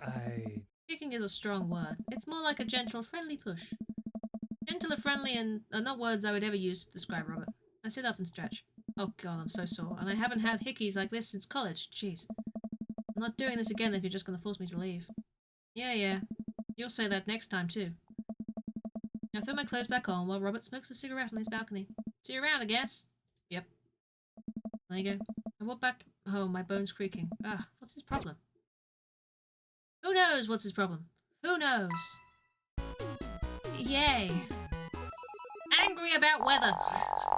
Knife! Excuse me? Where did the angry about weather come from? What kind of fucking... Okay. It's fine.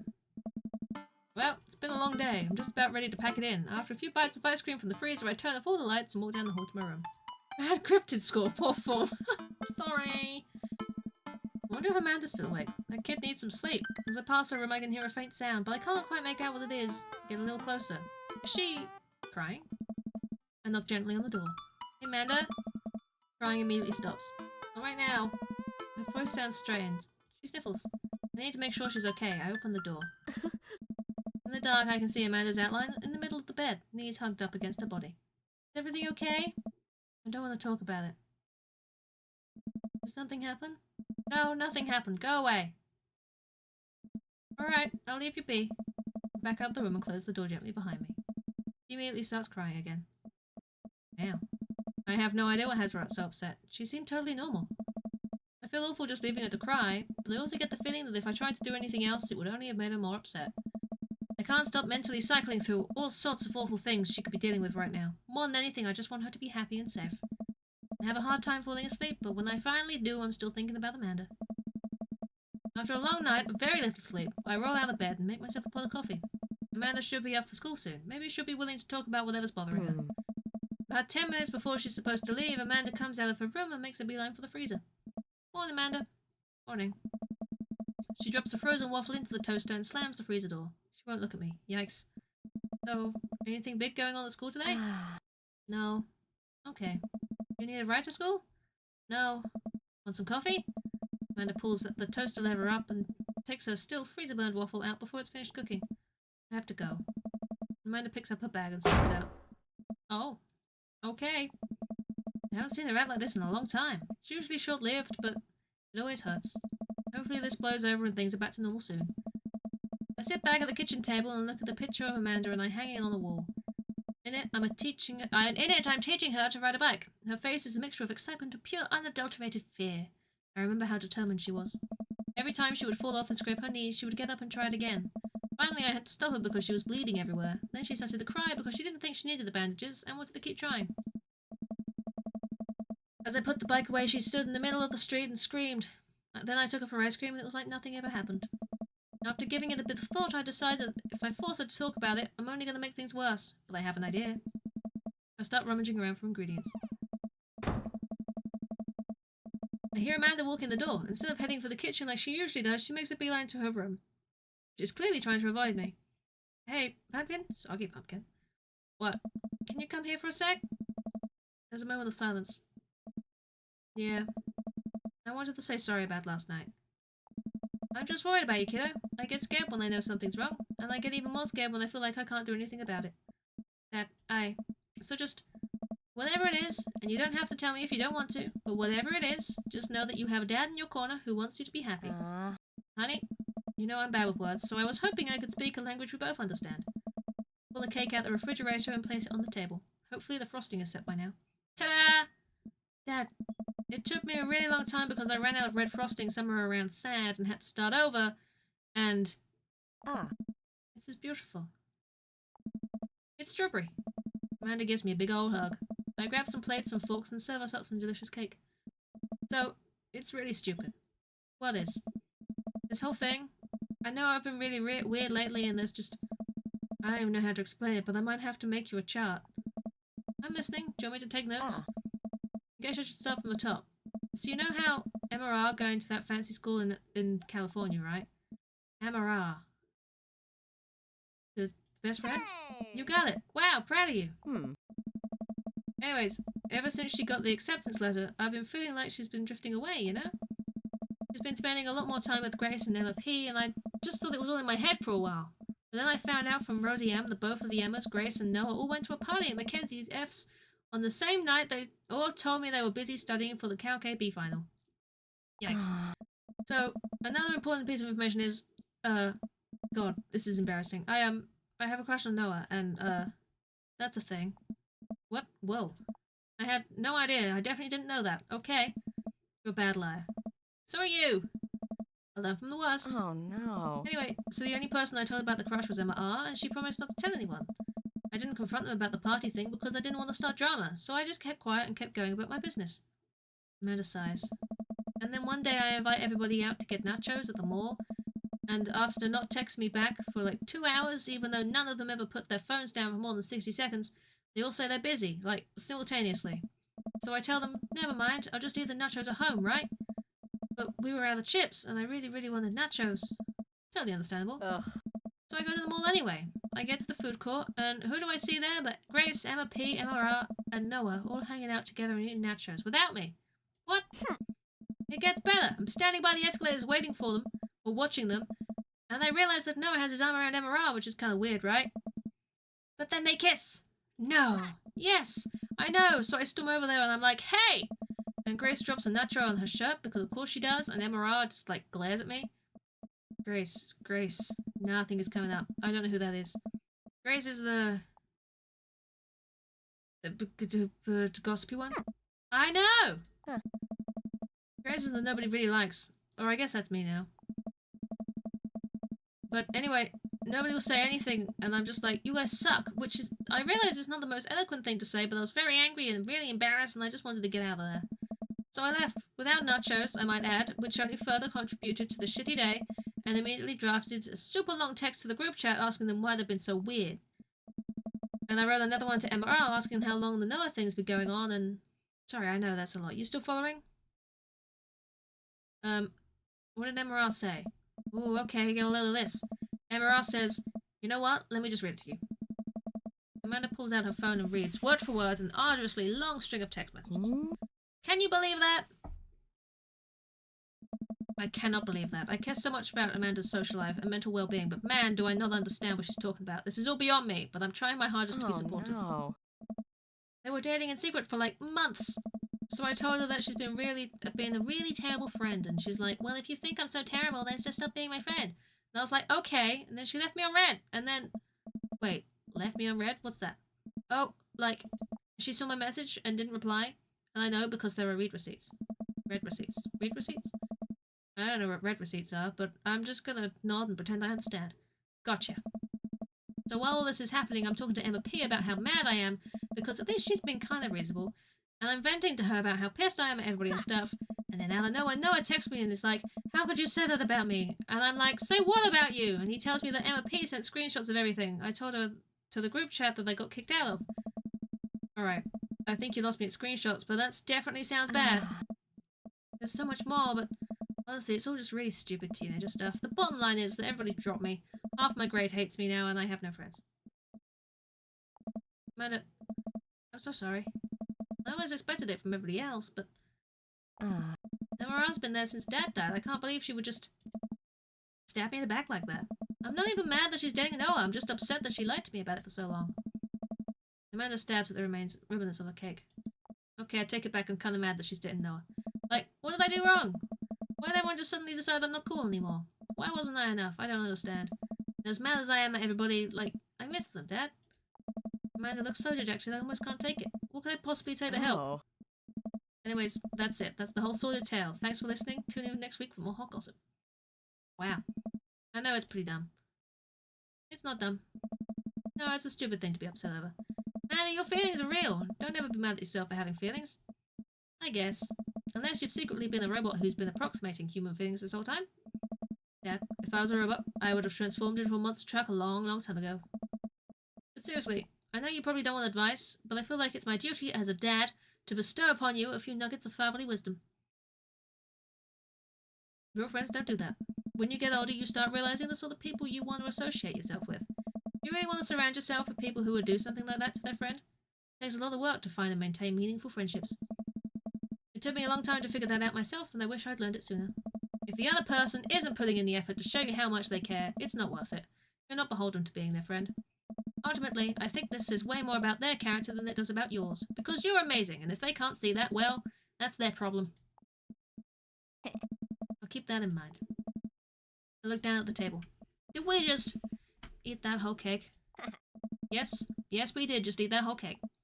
Well, good talk. Amanda gets up to go to her room. Before she closes her door, she turns around. Hey, pups. Yes? Thank you. You're always welcome. Love you, Amanda. I love you too, Dad. She said it out loud for me. I didn't have to read it. Thanks. Welcome. You've got dads. You've got dads. I think that'll do for today. We don't really have enough time to do another date with any of these wonderful dads, but we have 6 more to go on, and then we have to pick one of them. So who knows how that will go? And I have no idea if I'm gonna be able to do that in 3 hours tomorrow, so it might go on a little bit longer, because I don't really want to have another stream.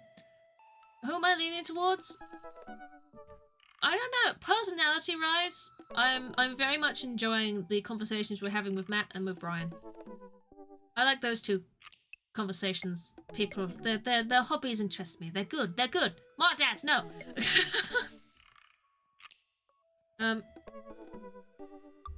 Otherwise, I don't know. They're fine. It's just sort of very entertaining, isn't it? It's all very entertaining. I just like the music references, and I very much enjoy the stupid competition shit that's going on. So maybe one of those two. I don't know. One of them. Who knows? We'll see. We will see. But that is enough for today.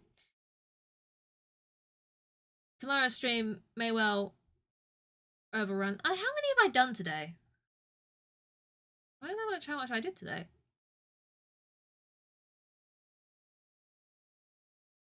I don't know.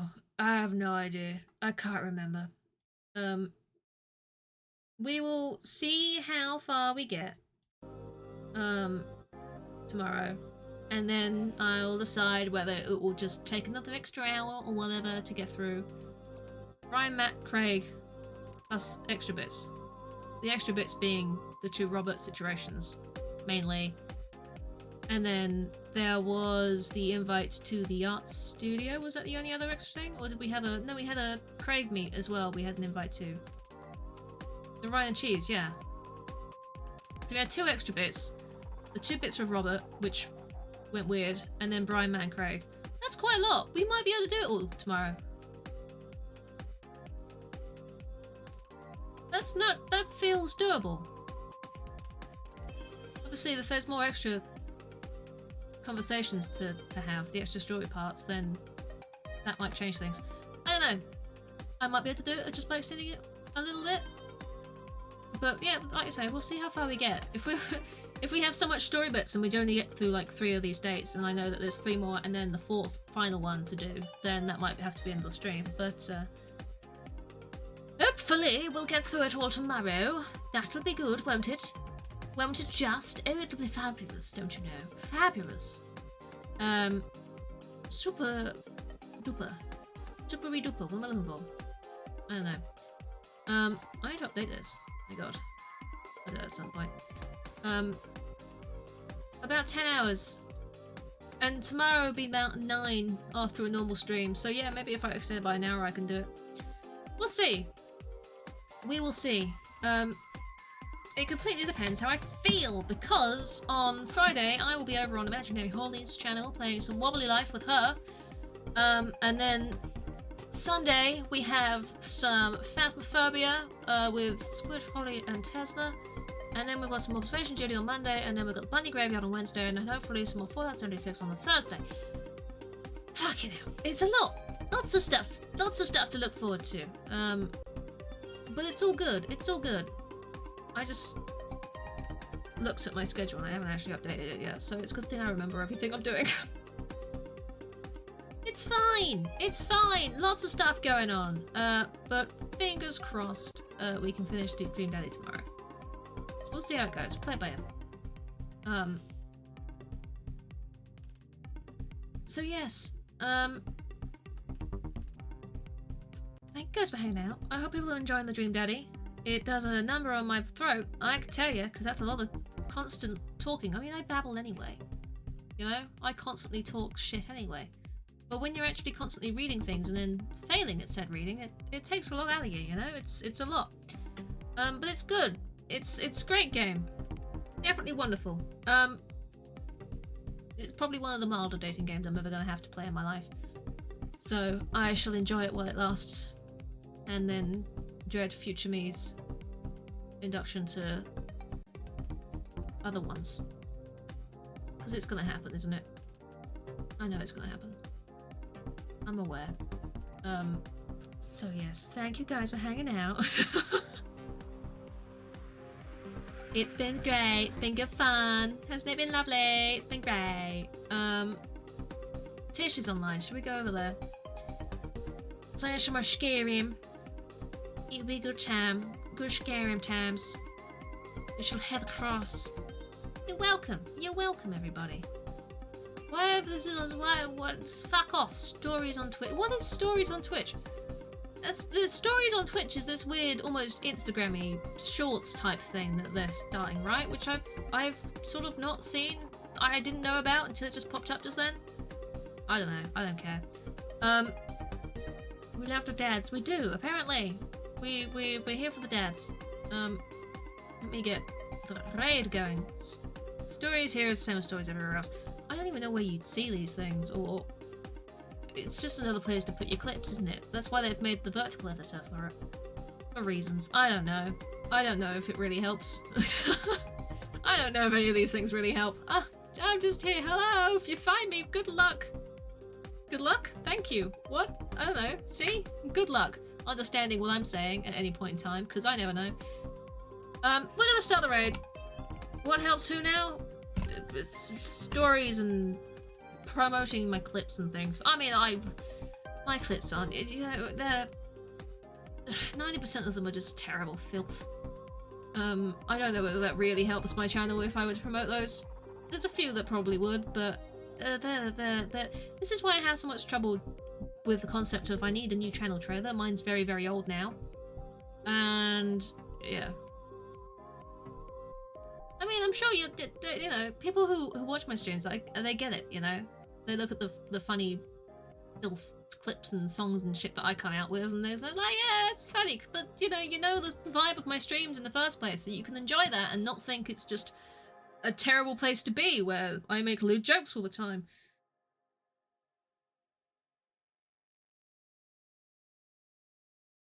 I feel like I'm more than that, okay?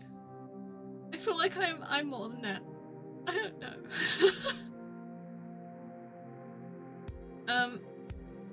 Might put some people off. You see what I mean? You understand where I'm coming from with this. Either way, enjoy the raid. Thank you guys for hanging out. Enjoy the rest of your day, whatever you're doing, and I will see you again very, very soon for more Dream Daddy. Bye, everybody. Bye, bye, bye, bye, bye, bye, bye.